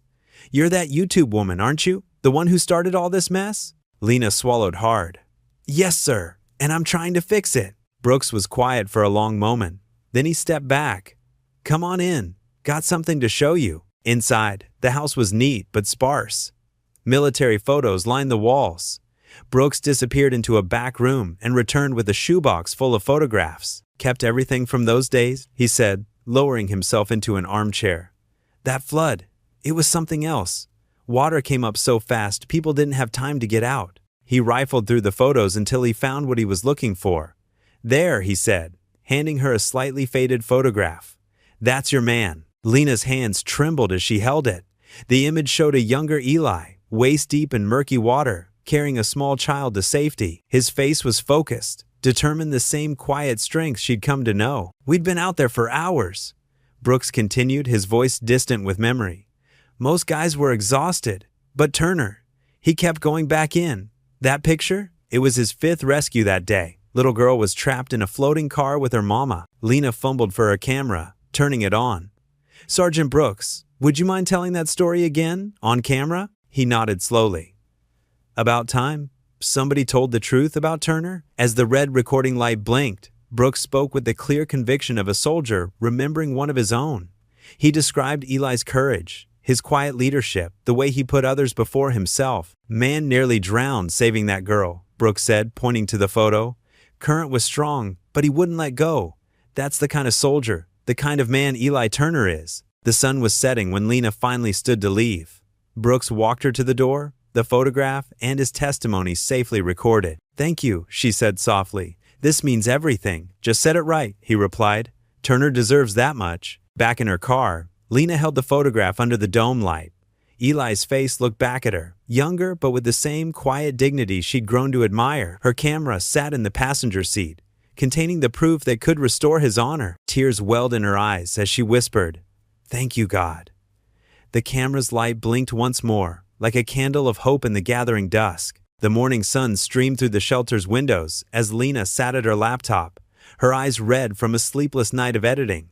Empty coffee cups littered the desk around her. She had spent hours piecing together the truth, determined to make this right. Her hands trembled slightly as she clicked upload on her newest video. The truth about Eli Turner, the man behind the viral clip, appeared on her channel, and she held her breath. The video opened with a simple black screen and white text. "I made a mistake. This is the real story." Then came the footage, not the sensationalized clips that had made Eli famous, but raw, unedited moments captured during their time together. Eli fixing broken chairs at the shelter, teaching Gracie multiplication tables by candlelight, sharing his dinner with another homeless veteran. Lena's voice narrated softly over the images. "The man you thought you knew? He's even better than that." The screen filled with the proof she'd gathered. The retired sergeant's emotional interview played next. "Turner? Hell yes, I remember him. During the floods of 18, that man went back into rising waters 3 times to save a family. Didn't even want his name in the report." The faded photograph appeared. Eli in his uniform, carrying a small child through chest-deep water. His face was younger, but wore the same quiet determination she'd come to know. More evidence followed. His service records, finally located in a military archives database. News clippings from his hometown paper about the flood rescue, letters from his commanding officers praising his character. But it was the current footage that hit hardest. Eli at the shelter, still helping others despite having nothing himself. The camera caught him sharing his blanket with an elderly man, teaching a young boy how to tie his shoes, fixing a broken heater while Gracie handed him tools. "This is the America I want to show you," Lena's voice continued. "Not a man who needs our pity, but one who deserves our respect. I filmed him without permission that first night, thinking I was exposing a problem. Instead, I exposed my own prejudices. The real story isn't about a man eating from dumpsters. It's about a father who would sacrifice anything for his child, a veteran who still serves others, and a human being whose grace under fire should humble us all." The video ended with recent footage of Gracie drawing pictures for other shelter residents, while Eli worked on fixing a broken window. Her small voice carried clearly. "My daddy fixes everything. Not just things that are broken. He fixes hearts too." Within hours, the video exploded across social media. The real Eli Turner began trending. News outlets that had questioned his character now scrambled to apologize. Local stations ran retractions. National morning shows picked up the story. The donations started pouring in again, but this time they came with messages of genuine remorse and respect. Veterans organizations stepped forward to verify his service record. His former commanding officer appeared on television to praise his character. At the shelter, Eli sat with Gracie on a worn couch, watching as the local news played Lena's video. Other shelter residents gathered around, some patting his shoulder, others wiping away tears. The diner owner who had fired him called, voice cracking with emotion, offering not just his old job back, but a promotion to manager. His landlord left 3 voicemails apologizing, begging him to return to his apartment. Gracie bounced on the couch cushion, her eyes shining as she watched her father's story unfold on the small TV screen. Other shelter residents gathered closer, drawn by her excitement and the familiar faces on the screen. Mrs. Darlene had brought over her special cornbread, and the smell wafted through the shelter's common room. She stood behind the couch, her hand resting gently on Eli's shoulder as they watched. The footage showed Eli in his army uniform, then cut to him working at the shelter. Gracie's drawings appeared on screen, her colorful depictions of their life together, full of hope despite their circumstances. "Daddy, you're a hero again," Gracie shouted, jumping up and down. Her voice carried through the shelter's common room, making several people smile through their tears. Eli's eyes glistened as he watched the truth of his life unfold on screen. His military service, his dedication as a father, his quiet acts of kindness, all laid bare for the world to see. He pulled Gracie close, his voice soft but steady. "No, baby girl," he whispered. "We just told the truth." Reverend Cole stood in the doorway, nodding silently as he watched the father and daughter together. The morning light streaming through the stained glass windows cast gentle colors across their faces, like a quiet blessing from above. On the TV screen, Lena's final words echoed through the room. "Sometimes the greatest acts of heroism aren't on battlefields or in dramatic rescues. Sometimes they're in a father's daily sacrifice, in quiet dignity, and in unwavering faith. This is Eli Turner's true story, and I'm honored to finally tell it right." The shelter residents gathered around Eli and Gracie erupted in applause. Some were crying, others smiling, all moved by the simple power of truth finally coming to light. Through it all, Eli just held his daughter close, their hearts beating together in the gentle morning light, as the world outside finally saw what had been there all along. Not just a story of redemption, but a testament to unwavering love, faith, and the quiet strength that comes from both. The late afternoon sun cast long shadows across Main Street as Eli stood outside Ruby's diner, watching a steady stream of customers file in and out. His new name tag gleamed, Assistant Manager. The weight of the past weeks lifted from his shoulders like morning mist burning away. Inside his apartment, boxes of donations waited to be sorted, clothes, books, and supplies that caring strangers had sent. The sight still humbled him. Mrs. Darlene had helped organize everything, labeling boxes with her neat handwriting while humming old hymns. "Daddy, look!" Gracie called from her bedroom. "My drawers are full again." Her voice carried the pure joy only an 8-year-old could muster. The sound made his heart swell. The diner owner, Mr. Ruby himself, had shown up at the church shelter that morning, hat in hand. His weathered face had been creased with regret as he offered Eli not just his old job back, but a promotion. "We need good people," he'd said simply, "and you're the best I know." The town had turned out in force to help them move back in. Veterans from the shelter carried furniture.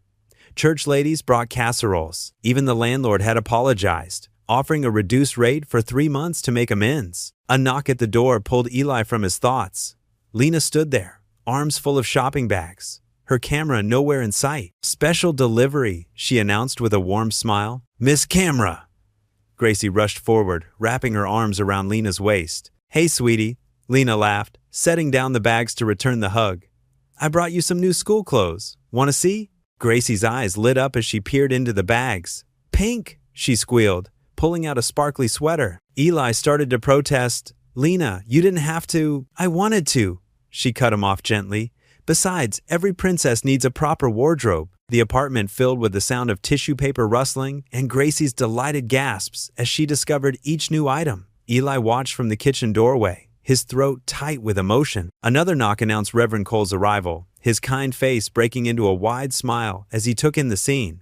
"Looks like I'm right on time for the fashion show," he chuckled. "Come in, Reverend," Eli welcomed him. "Supper's almost ready." The smell of baked chicken and fresh rolls filled the small apartment, real food, cooked in their own kitchen again. They gathered around the table, which Mrs. Darlene had covered with the checkered cloth she'd insisted on giving them. Gracie wore her new pink sweater, beaming as she set out paper napkins with careful precision. "Would you bless the food, Reverend?" Eli asked quietly. Reverend Cole nodded, bowing his head. "Lord, we thank you for this food, for bringing this family home, and for showing us that your grace flows through the hearts of your people. Bless this meal and this home. Amen." "Amen," they echoed. The meal was simple but felt like a feast. Gracie chatted excitedly about returning to school, showing off her new backpack. Lena shared stories about her latest community outreach projects, inspired by Eli's story. The Reverend's deep laugh rang out often, warming the room like sunshine. "You know," Reverend Cole said between bites, "sometimes God's greatest gifts come wrapped in our darkest moments." Eli nodded, remembering those nights behind the diner. "I just wish I'd trusted more," he admitted. "Faith isn't about never doubting," the Reverend replied. "It's about finding your way back to trust, even after the doubt." Lena grew quiet, absently stirring her food. "I lost my way for a long time," she confessed.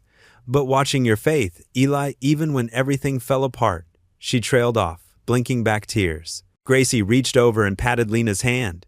"Daddy says God sends angels sometimes. Maybe you're ours." The adults laughed softly, but there was truth in the child's words that touched them all. As the evening wound down, Gracie proudly showed off her new clothes, twirling in each outfit while Lena recorded it on her phone, not for content, just for memories. The little girl's laughter echoed through the apartment like music. Mrs. Darlene stopped by with a homemade pie, and soon the small living room was filled with the warm chatter of friends who had become family. They shared stories, remembered darker days, and celebrated the light that had broken through. When it was time to leave, Reverend Cole hugged them all, whispering a final blessing over Gracie as she yawned. Mrs. Darlene fussed over leaving enough leftovers. Lena lingered, helping to clean up despite Eli's protests. Finally, the apartment grew quiet. Eli tucked Gracie into bed, her new clothes laid out carefully for school tomorrow. "I love you, Daddy," she murmured sleepily. "I love you too, baby girl," he whispered, kissing her forehead. After everyone had gone, Eli stepped out onto the small porch.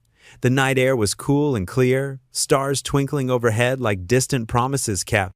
The same stars that had watched over him behind the diner now witnessed his restoration. He leaned against the railing, overwhelmed by the journey that had brought him here. The shame of those desperate nights, the viral video that exposed his struggles, the custody battle, the false accusations, and through it all, a thread of grace that had never truly broken. Looking up at the vast expanse of stars, Eli felt tears well up in his eyes. "You never left me, did you?"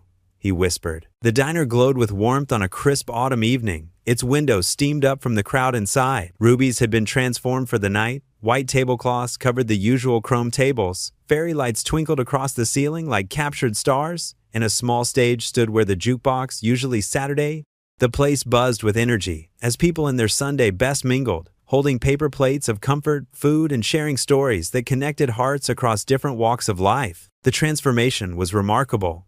Where truckers usually sat hunched over coffee and pie, well-dressed families from Nashville now laughed with local factory workers. The checkered linoleum floor that had seen countless spilled meals and hurried conversations now hosted an elegant gathering that somehow felt both fancy and homey at the same time. Mrs. Ruby herself had insisted on keeping the handwritten menu board up, even though tonight's meal was free to all who came. Eli Turner adjusted his tie nervously behind the kitchen door, his reflection catching in the stainless steel surface of the industrial refrigerator. He wasn't used to wearing one, and it felt like it was choking him with every breath. His fingers trembled slightly as he straightened the borrowed sport coat that Reverend Cole had insisted he wear for the occasion. The jacket was a little too big in the shoulders, but it was clean and pressed, and that was what mattered. The smell of fried chicken and cornbread drifted through the kitchen, mixing with his nervous energy. Through the serving window, he could see volunteers bustling around with platters of food, their faces bright with purpose. It was hard to believe that just months ago, he'd been searching through the dumpster behind this very building for scraps to feed his daughter. "Daddy, you look handsome." Gracie beamed up at him, resplendent in her new blue dress that matched her eyes perfectly. Her hair was pulled back with the sparkly clip Lena had given her months ago, the same clip she'd worn to court the day they'd finally won their case. The dress swished when she moved, and she kept smoothing it down with her small hands, clearly delighted with how grown-up she felt. "Thanks, princess." Eli smiled, kneeling to her level so they were eye to eye. "You look prettier than a spring morning after the rain." "Are you scared?" Gracie asked, touching his cheek with her small hand. Her fingers were warm and steady, anchoring him in the moment. "Mrs. Darlene says it's okay to be scared sometimes. She says being scared just means something's important to you. Just a little nervous about talking to all those people," Eli admitted softly, his voice barely above a whisper. The crowd beyond the kitchen door seemed to grow louder with each passing minute, and he could feel the weight of their expectations settling on his shoulders like a heavy coat. "You can pretend they're all fireflies?" Gracie suggested seriously, her face scrunched up in concentration. "That's what I do when I have to read in class. I pretend everyone's just little lights that want to hear my story." Eli chuckled, pulling her into a quick hug that smelled of her strawberry shampoo and the faint scent of crayons that always seemed to cling to her clothes. The simple wisdom of children never ceased to amaze him. Somehow, his 8-year-old daughter could find magic in the most ordinary moments and peace in the most frightening ones. "5 minutes, Eli," Lena called, poking her head through the swinging kitchen door. She was dressed in a simple black dress that made her look both professional and approachable, her camera hanging from her neck as always. But tonight, it seemed less like a barrier and more like a bridge, a way to connect hearts rather than just capture moments for content. Her hair was pulled back in a neat bun, and for once, she wasn't checking her phone or adjusting camera settings. Tonight, she was fully present. The diner had filled beyond capacity, with people standing along the walls and crowding near the windows. Local families who'd supported Eli through everything sat shoulder to shoulder with well-dressed donors from Nashville who'd driven down just for this evening. Mrs. Darlene had baked enough pies to feed an army, apple, pecan, and her famous chocolate cream, and they were arranged on a long table near the entrance, like edible welcome signs. The diner staff had volunteered their evening to serve, wearing their best aprons and biggest smiles. Even Eli's lawyer, Mr. Hargrove, stood near the back, beaming proudly and occasionally wiping his eyes with his handkerchief. The air thrummed with anticipation and love. Conversations rose and fell like gentle waves, punctuated by laughter and the clinking of coffee cups. Someone had strung white lights from corner to corner, creating a canopy of stars above the crowd. It felt like a wedding or a homecoming, not just a charity launch. Lena took the stage first, her voice clear and strong as it carried over the crowd. 6 months ago, I thought I was filming a story about poverty in America. I was hunting for content, looking for something that would go viral and boost my subscriber count. She paused, her honesty cutting through the room like a gentle knife. Instead, I captured something far more precious, a father's love, a community's heart, and the kind of faith that survives even when hope seems lost. She looked directly at Eli through the kitchen doorway, her eyes bright with unshed tears. The Gracie Project isn't just another charity. It's not about tax write-offs or feeling good about ourselves for a few minutes. It's a promise to see the dignity in every person, to lift up those who've fallen, and to remember that grace isn't earned. It's given freely, like rain on dry ground. The crowd applauded warmly, the sound rolling through the diner like thunder. Eli felt his heart hammering against his ribs as Lena gestured for him to come up. His mouth went dry, and for a moment he wondered if he could actually do this. Gracie gave him a little push, her hands surprisingly strong against his back, whispering, "Remember the fireflies, Daddy. They're all just waiting to hear your light." His work boots felt heavy on the makeshift stage, each step echoing in his ears louder than it should have. The lights were bright, but he could still make out familiar faces scattered throughout the crowd. Reverend Cole nodding encouragingly from the third row. The diner owner wiping her eyes with her flour-dusted apron. Mrs. Darlene clutching her hands together in what was clearly a fervent prayer. Veterans he'd met at the shelter stood at attention near the back, their faces reflecting his journey in their own weathered features. Eli cleared his throat, his voice rough with emotion and nerves. "I never wanted to be famous, never wanted to be anyone's inspiration or poster child for anything." He looked down at his hands, strong hands that had once scrounged for food behind this very building, hands that had held his daughter while she cried from hunger, hands that had learned to accept help when pride wanted to refuse it. But God has a way of using our lowest moments to lift others up. He takes our garbage and turns it into gold. The room grew still, hanging on his every word. Even the usual clinking of coffee cups ceased, and the only sound was the gentle hum of the fluorescent lights overhead and the distant rumble of traffic on the highway. "Sometimes you eat from trash before you realize your worth was never garbage," Eli continued, his voice gaining strength with each word. The truth of it resonated in his chest, filling him with a warmth that spread outward like ripples on a pond. "I learned that dignity isn't in what you have or where you eat or what kind of car you drive. It's in how you love, how you persist when everything's falling apart, and how you let others help when pride wants to stand in the way like a stubborn mule." His eyes found Gracie in the crowd, her face shining with pride and love. "My daughter taught me that grace comes in small packages and big hearts, that sometimes the people who have the least give the most. And that faith isn't about having all the answers. It's about trusting that there's love enough to go around, even when you can't see where it's coming from." The crowd rose slowly, applause building like thunder rolling across the Tennessee hills. Tears flowed freely, but they were tears of recognition, of seeing themselves in his struggle, his faith, his humanity. People who had never known hunger found themselves understanding its weight. Those who had always had enough saw the courage it took to keep going when you didn't. Lena filmed from the side, her own cheeks wet with tears she didn't bother to hide, but her smile was radiant with pride and something deeper, the joy of witnessing grace made visible. She caught Gracie bouncing on her toes, clapping wildest of all for her daddy, her blue dress swirling around her like captured sky. After the speech, people lined up to shake Eli's hand, make donations, and share their own stories of hardship and hope that had been awakened by his words. Veterans spoke of similar struggles, their voices thick with understanding and brotherhood. Single parents hugged him with the fierce recognition of shared battles. Business owners pressed business cards into his hand, offering job opportunities for future project participants. Children shyly approached with drawings they'd made, adding them to a growing collection that would soon cover one entire wall of the project's new office. The evening wound down slowly, like a sunset unwilling to fade into darkness. Volunteers cleared plates, while last-minute donations were counted and recorded. The final tally would exceed everyone's wildest expectations. But more than money had been raised tonight, community had been built, hope had been shared, and love had multiplied like loaves and fishes. Gracie had fallen asleep in Mrs. Darlene's lap, her new dress slightly wrinkled but her face peaceful and content. Her small hand clutched a paper napkin on which someone had written, Thank you for sharing your daddy with us." And even in sleep, she smiled. As the final guest departed into the cool, autumn night, calling out last goodbyes and promises to stay in touch, Eli and Lena found themselves sitting on the diner's front steps.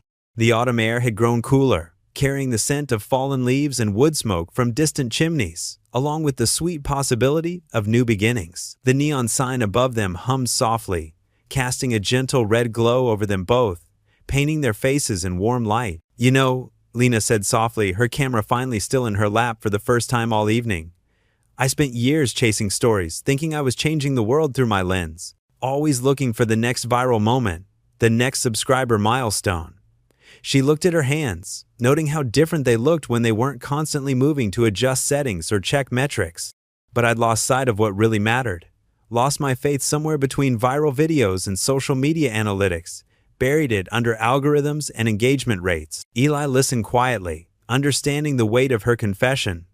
He'd learned that sometimes the most important conversations happen in the spaces between words, in the silence that let truth settle like snow. "But watching you," she continued, her voice thick with emotion and wonder, "watching how you held onto your faith even when everything was taken away, even when the whole world seemed to turn against you. It showed me what real faith looks like. Not the kind that only works when life is easy, but the kind that burns steady even in the darkest storm." She took a shaky breath, and when she spoke again, her words came out like a prayer. "I found it again, Eli. Not just belief, but real faith. The kind that moves mountains and feeds hungry children and makes trash into treasure. The kind that sees the sacred in the ordinary and finds God in diner food and second chances." Eli reached over and took her hand, his calloused fingers wrapping gently around hers with the careful tenderness of someone who understood how precious and fragile hope could be. No words were needed in that moment. The simple touch said everything about journey and arrival, about loss and finding, about the kind of love that grows quietly in the spaces between one person's need and another's willingness to help. Above them, the diner's neon sign continued its steady hum, a quiet witness to grace made visible, to miracles that happen not with trumpet fanfare, but with the gentle persistence of people choosing to see the light in each other, one meal, one moment, one act of kindness at a time. The morning sun painted Ruby's diner in warm golden light as Eli wiped down the counter, humming softly to himself. The familiar rhythm of clinking dishes and coffee brewing filled the air. Through the window, he could see the under new management sign still hanging proudly, though it had been weeks since his promotion. "Order up," he called, sliding a plate of steaming pancakes across the counter to Mrs. Darlene, who had become a regular morning customer. My, she said, beaming at him. "Look at you now, running this place like you were born to it." Eli ducked his head, still not quite used to compliments.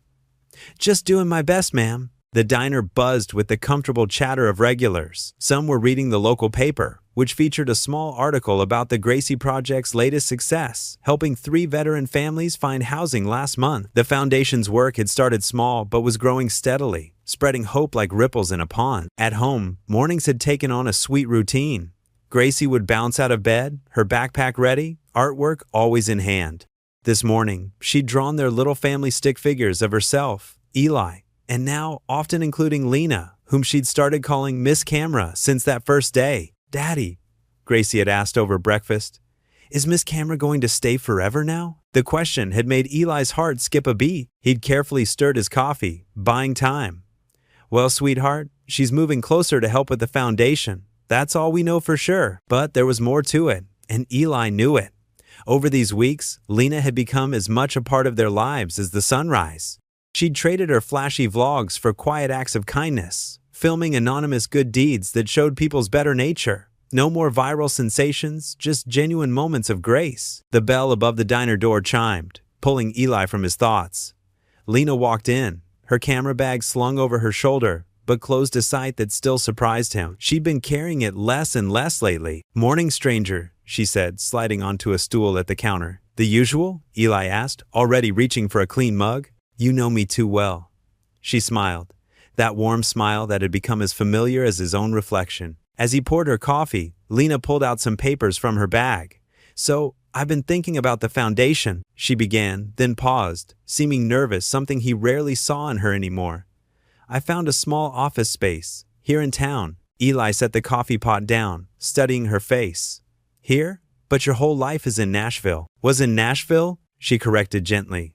The foundation needs someone here full-time and, she traced the rim of her mug with her finger, I've never felt more purpose anywhere else. The words hung between them, heavy with meaning.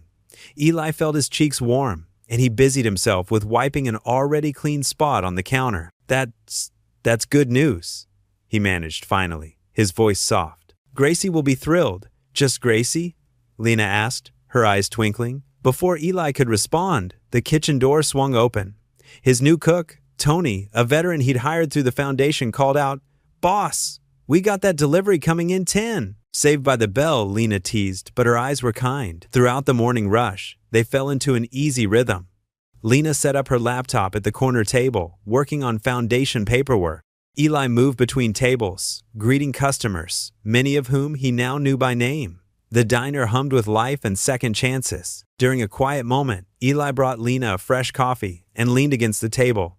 "You know," he said quietly, "a year ago, I was around back of this place, thinking God had forgotten all about me." Lena looked up, her eyes soft with understanding.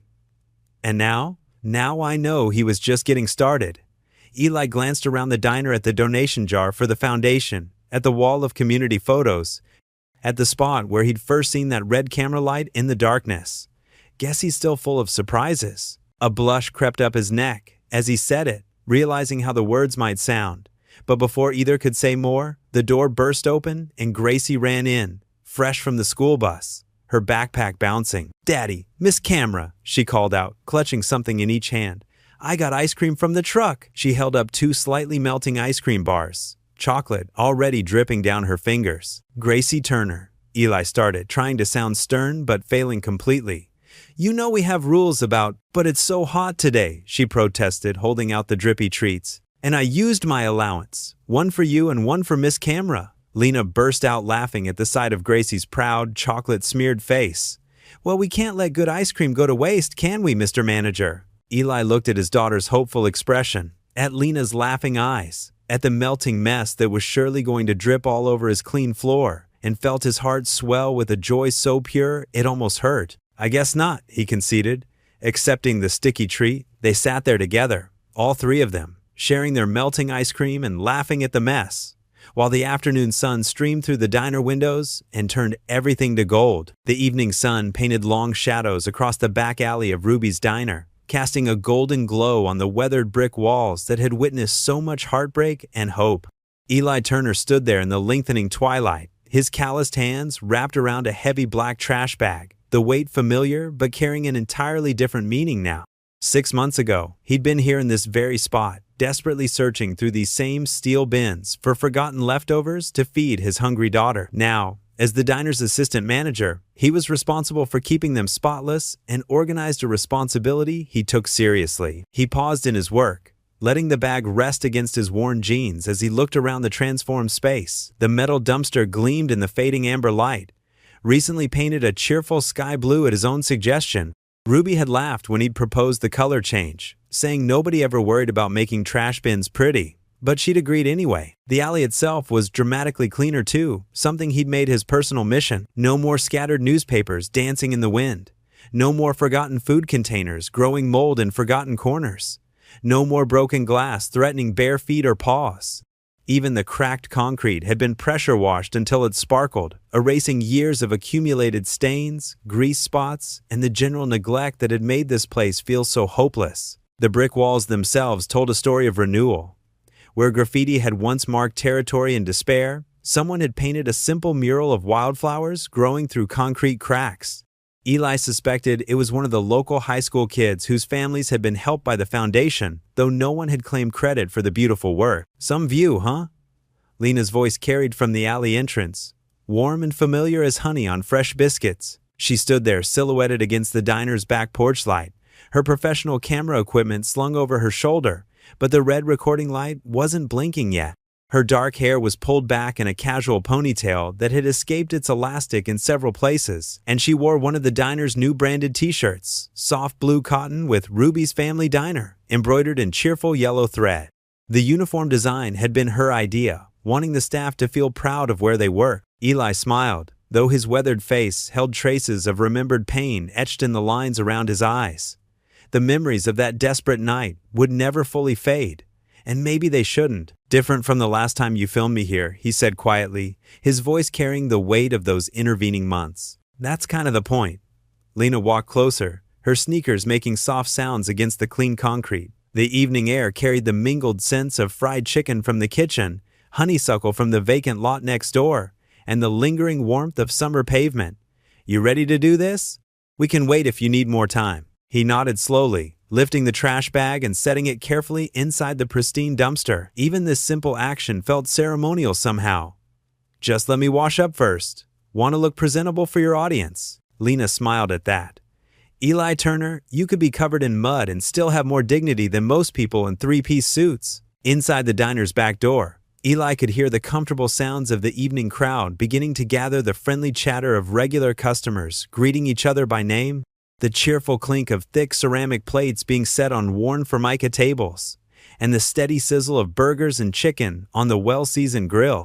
These sounds had once tormented him during those desperate nights when he was hungry and desperate, standing in this very alley while warm food and laughter mocked him from just beyond his reach. Now they were the comforting soundtrack of his redemption, proof that life could change in ways he'd never dared to dream. Through the screen door, he caught a glimpse of Gracie at the counter, her small legs swinging from a tall stool as she carefully folded paper napkins with Mrs. Darlene.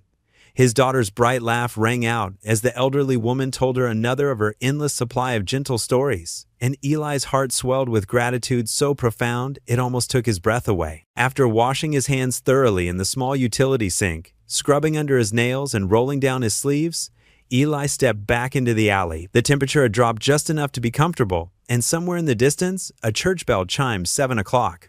Lena had set up her camera on a small black tripod, positioning it at exactly the right angle to catch both him and the infamous dumpster in the frame.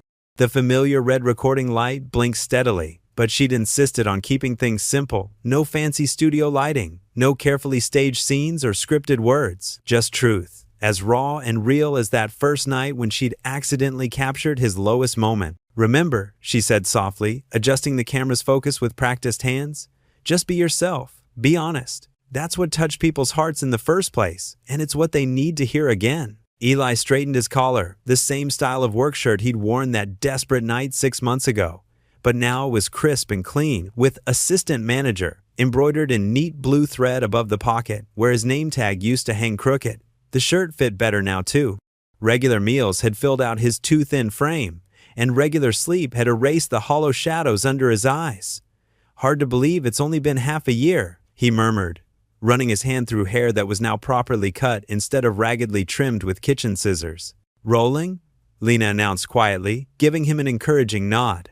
The camera's soft electronic hum was the only sound for a moment as Eli gathered his thoughts. Eli took a deep breath, the evening air filling his lungs as he looked around the transformed alley, with wonder still fresh in his eyes. The camera caught his genuine emotion as he reached out and traced his fingers along the dumpster's smooth blue edge, the metal still warm from the day's Sunday. "6 months ago, I stood right here in this exact spot," he began, his voice steady but thick with the weight of memory. "I was a father who couldn't feed his daughter, a veteran who'd lost his way completely, a man who honestly thought God had forgotten him entirely." He gestured toward the dumpster with a mixture of shame and gratitude. "I was searching through trash, digging through other people's leftovers, trying to find enough edible food to keep my little girl from going hungry another night. The desperation of it, the absolute humiliation." His voice caught slightly. "I felt like nothing less than nothing, like I'd failed at the most basic thing a father is supposed to do." The memory was still sharp enough to make his hands tremble slightly. The shame of it ate at me worse than the actual hunger. Every night I came here, I died a little more inside, wondering how I'd sunk so low. A warm breeze rustled through the alley, carrying the mouth-watering scent of fresh-baked chocolate chip cookies from the diner's kitchen, Mrs. Ruby's famous recipe that now drew customers from 3 counties over. Eli smiled slightly at the irony. "I didn't know it then, but God was about to use this exact spot, this dumpster, this moment of complete and utter humiliation to teach me the most important lesson of my life about grace." He walked a few steps, pointing to the shadowy area near the alley entrance where Lena had stood that fateful night. A woman with a camera stood right there, hidden in the darkness. I didn't know her then, didn't know her name or what she did for a living. Had no idea she was about to change my entire life forever. He glanced at Lena behind the camera, their eyes meeting briefly in a moment of shared understanding and affection. When I found out I'd been filmed, I thought that video would destroy what little dignity I had left. Instead, it opened a door I never could have imagined in my wildest dreams. The evening light continued to soften and deepen, creating a gentle golden halo effect around his still lean frame as he continued speaking from his heart. People ask me all the time if I'm angry about being filmed at my absolute lowest moment. If I resent having my shame broadcast to millions of strangers. The truth is, I was furious at first. Felt violated and exposed and humiliated all over again. He shook his head slowly, a peaceful smile spreading across his weathered features. But now I understand that sometimes our deepest shame becomes our greatest testimony. Sometimes God uses our rock bottom as the foundation for something beautiful. Eli walked slowly to the diner's back door, touching the painted metal handle thoughtfully. Through the screen, warm yellow light spilled out, along with the sounds of contentment and community. Today, I manage the very place where I once scrounged for scraps like a stray dog. The Gracie Project, named after my daughter, has helped hundreds of families just like mine avoid the desperation I felt. My little girl doesn't go to bed hungry anymore, doesn't have to see her daddy cry from shame and helplessness. His voice caught with emotion.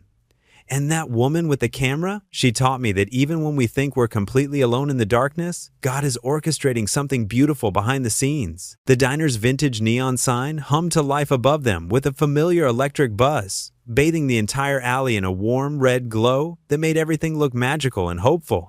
Through the kitchen window, they could see Gracie's silhouette as she helped Mrs. Darlene fold napkins, their nightly routine that had become as sacred as any prayer. The little girl's bright laughter drifted out on the evening air like music. But you know what the real miracle is? Eli turned back to face the camera fully, his eyes bright with unshed tears of gratitude. It's not the job, though I'm grateful for it every single day. It's not the foundation or all the families we've helped, though that work fills my soul. It's not even having food on our table and a roof over our heads, though those blessings mean everything. He paused, swallowing hard as emotion threatened to overwhelm him. The real miracle is that God used my deepest shame, my most humiliating moment, to show other desperate people that they're not alone in their darkness. That's what grace looks like in action, taking our trash and turning it into treasure. The last rays of sunlight painted the sky in brilliant streaks of orange, pink, and purple, creating a breathtaking backdrop to this sacred space of transformation. Eli stood straighter, his shoulders squared with quiet confidence, and his voice growing strong and clear. If you're hungry tonight, whether it's for food, for love, for hope, for purpose, please don't give up. There's still good in this world, still people who care, still a God who sees you even in your darkest hour. He smiled then, the expression transforming his entire face with joy and peace. Your dumpster moment might just be your doorway to grace. The camera held on his radiant smile as the first stars began to appear in the deepening sky above. The evening sun painted Ruby's diner in warm golden light, casting long shadows across the busy parking lot. The familiar neon sign hummed softly overhead, its red glow mixing with the amber sunset that stretched across the Tennessee sky. Inside, the buzz of conversation and clinking plates filled the air with a comfortable harmony that spoke of community and belonging.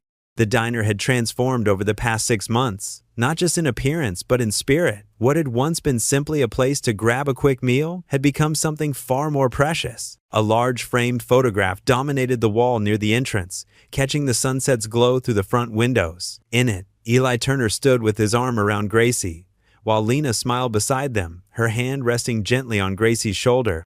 The words, "Faith fed us," were written in Gracie's crooked but heartfelt handwriting beneath the image, the purple crayon letters slightly smudged but radiating pure love. The photo had become something of a local landmark. People often stopped to take pictures with it, sharing their own stories of hope and recovery on social media, with hashtags like #FaithFedUse and #GracieProject. The dining room itself bore witness to the changes. Where generic corporate artwork once hung, colorful drawings now covered the walls, pictures of rainbows, stick figure families, and houses with crooked chimneys, all drawn by children whose families had been touched by the foundation's work. Each piece of art told a story of renewal, of second chances, of dreams rebuilt from the ground up. Gracie, wearing a child-sized Ruby's Diner apron that Mrs. Darlene had specially sewn for her, moved carefully between tables with a tray of water glasses. Her tongue poked out slightly in concentration as she navigated around chairs and customers, determined not to spill a single drop. Her face lit up each time she served someone, especially the veterans who came for their weekly free meal program every Thursday evening. She had grown taller over the months, more confident in her movements, but she'd kept that pure-hearted sweetness that touched everyone she met. "Here you go, Mr. Johnson," Gracie beamed, setting down a glass for an elderly veteran in a wheelchair. The man's weathered hand shook slightly as he reached for the water, but his smile was steady and warm.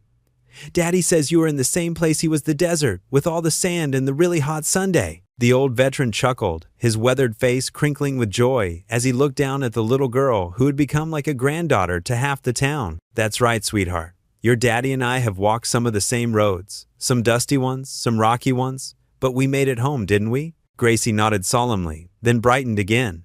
"And now you get to eat here every week. Mrs. Ruby makes the best pie, even better than Mrs. Darlene's. But don't tell her I said that." Mr. Johnson winked conspiratorially. "Your secret's safe with me, little one." Eli watched from behind the counter, his heart swelling with pride and gratitude. He wore a crisp white shirt now, with assistant manager, stitched above the pocket in neat blue thread. The title meant less to him than what it represented: stability, dignity, and the chance to give back to a community that had lifted him up when he'd fallen. His hands, still rough and calloused from years of manual labor, now spent more time shaking others' hands in greeting than doing heavy lifting, though he wasn't afraid of hard work when it was needed. The evening rush was picking up, but it felt different now. Families filled booths that had once sat empty during slow periods, the sound of children's laughter mixed with adult conversation, creating a symphony of life that Ruby herself would have loved. Eli had heard stories about the original Ruby from longtime customers, how she'd fed anyone who was hungry, how she'd listened to troubles and offered advice along with coffee refills. He felt her spirit still lingering in the warm walls of the place that bore her name. Lena moved through the diner with her camera, capturing moments for their Foundation's documentary series. She'd learned to film differently now, not hunting for tragedy or viral moments, but celebrating triumph and quiet dignity. Her equipment was smaller these days, less intrusive, allowing her to blend into scenes rather than dominate them. She paused near the kitchen, focusing on an interaction between Gracie and a young mother with two small children who had just walked in, uncertainty written across their faces. The woman held her children close, her clothes clean but worn, her eyes darting around the restaurant as if trying to calculate prices before sitting down. The little boy, maybe 5 years old, pressed against his mother's side while his baby sister fussed in her arm. "Are you hungry?" Gracie asked the little boy directly, her voice gentle but matter-of-fact. When he nodded shyly, his thumb creeping toward his mouth, she turned to his mother with the serious expression she wore when helping people. "It's okay, we have plenty. Daddy says no one should ever be ashamed to say they're hungry. He says being hungry just means you're human." The mother's eyes welled up as Gracie scampered off to get them menus, her small feet pattering across the worn linoleum with purpose. Eli stepped out from behind the counter, wiping his hands on his apron as he approached their table with gentle authority. He'd learned to read the signs, the way someone held themselves when pride warred with need, the careful way they studied a menu, the quiet desperation hidden behind polite smiles. "Welcome to Ruby's," he said softly, his voice carrying the warmth that had made him beloved by customers and strangers alike. "Everything's on the house tonight. We're celebrating my little girl there just got an A on her spelling test, and we like to share good news." The woman started to protest, her face flushing with embarrassment. "Oh, we couldn't, we can pay for—" But Eli raised his hand with a kind smile, the same gesture he learned from Mrs. Darlene, the one that said, "Let me love you without making it feel like charity. We have a saying here, grace isn't earned, it's given. Please, let us serve you. It would be our honor." Mrs. Darlene, who now had her own special table near the window where she could keep an eye on everything, dabbed at her eyes with a napkin. At 73, she'd seen enough heartbreak and enough healing to recognize both when they appeared. "Lord, look how you work," she whispered, watching the scene unfold. "Look how you take the broken pieces and make something beautiful." The diner had become more than a restaurant. It was a gathering place, a sanctuary of sorts where people came not just for food but for fellowship, for the feeling that they belonged somewhere. The walls, once bare except for generic decorations, now displayed children's artwork, mostly Gracie's, but also drawings from other kids who'd been helped by the Gracie Project.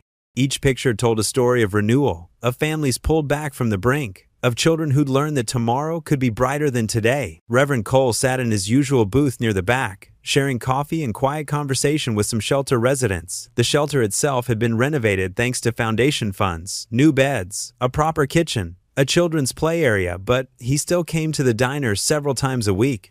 He said it reminded him that miracles didn't always need stained glass windows to shine through, that sometimes God worked through formica tables and vinyl booths just as powerfully as through cathedral altars. As the evening wore on, the sunset's golden light deepened to amber, then slowly faded to purple. The parking lot began to fill with the dinner crowd, families finishing up at the Little League fields, couples on date nights, elderly folks who came for the early bird special and stayed for the company. Eli stepped outside for a moment, breathing in the cooling air that carried the scent of honeysuckle from the hedges behind the building. The neon sign hummed above him, casting its familiar red glow across the pavement. He remembered standing in this very spot 6 months ago, trembling with uncertainty about the future, shame burning in his chest as he'd tried to find enough courage to ask for work. The same sign had been there then, but everything else had changed. Most importantly, the man standing beneath it. Gracie followed him out, her small hand slipping into his with the natural ease of a child who had never doubted her father's love, even in their darkest times. She looked up at the sign, then at her father, studying his face in the red light. Her eyes held wisdom beyond her years, the kind that came from watching courage in action, from seeing grace triumph over shame. "Daddy," she said softly, her voice barely audible over the distant sound of traffic on the main road. "Remember when we used to be scared to eat?" Eli knelt beside her, their shadows merging on the pavement. The question squeezed his heart, but not with pain, with gratitude so profound it almost overwhelmed him. So much had changed. The diner's lights spilled out behind them, warm and welcoming, painting golden rectangles on the asphalt, so different from those cold nights when he'd hidden in these same shadows, desperate and ashamed. "I remember, baby girl," he answered honestly, his voice steady but soft.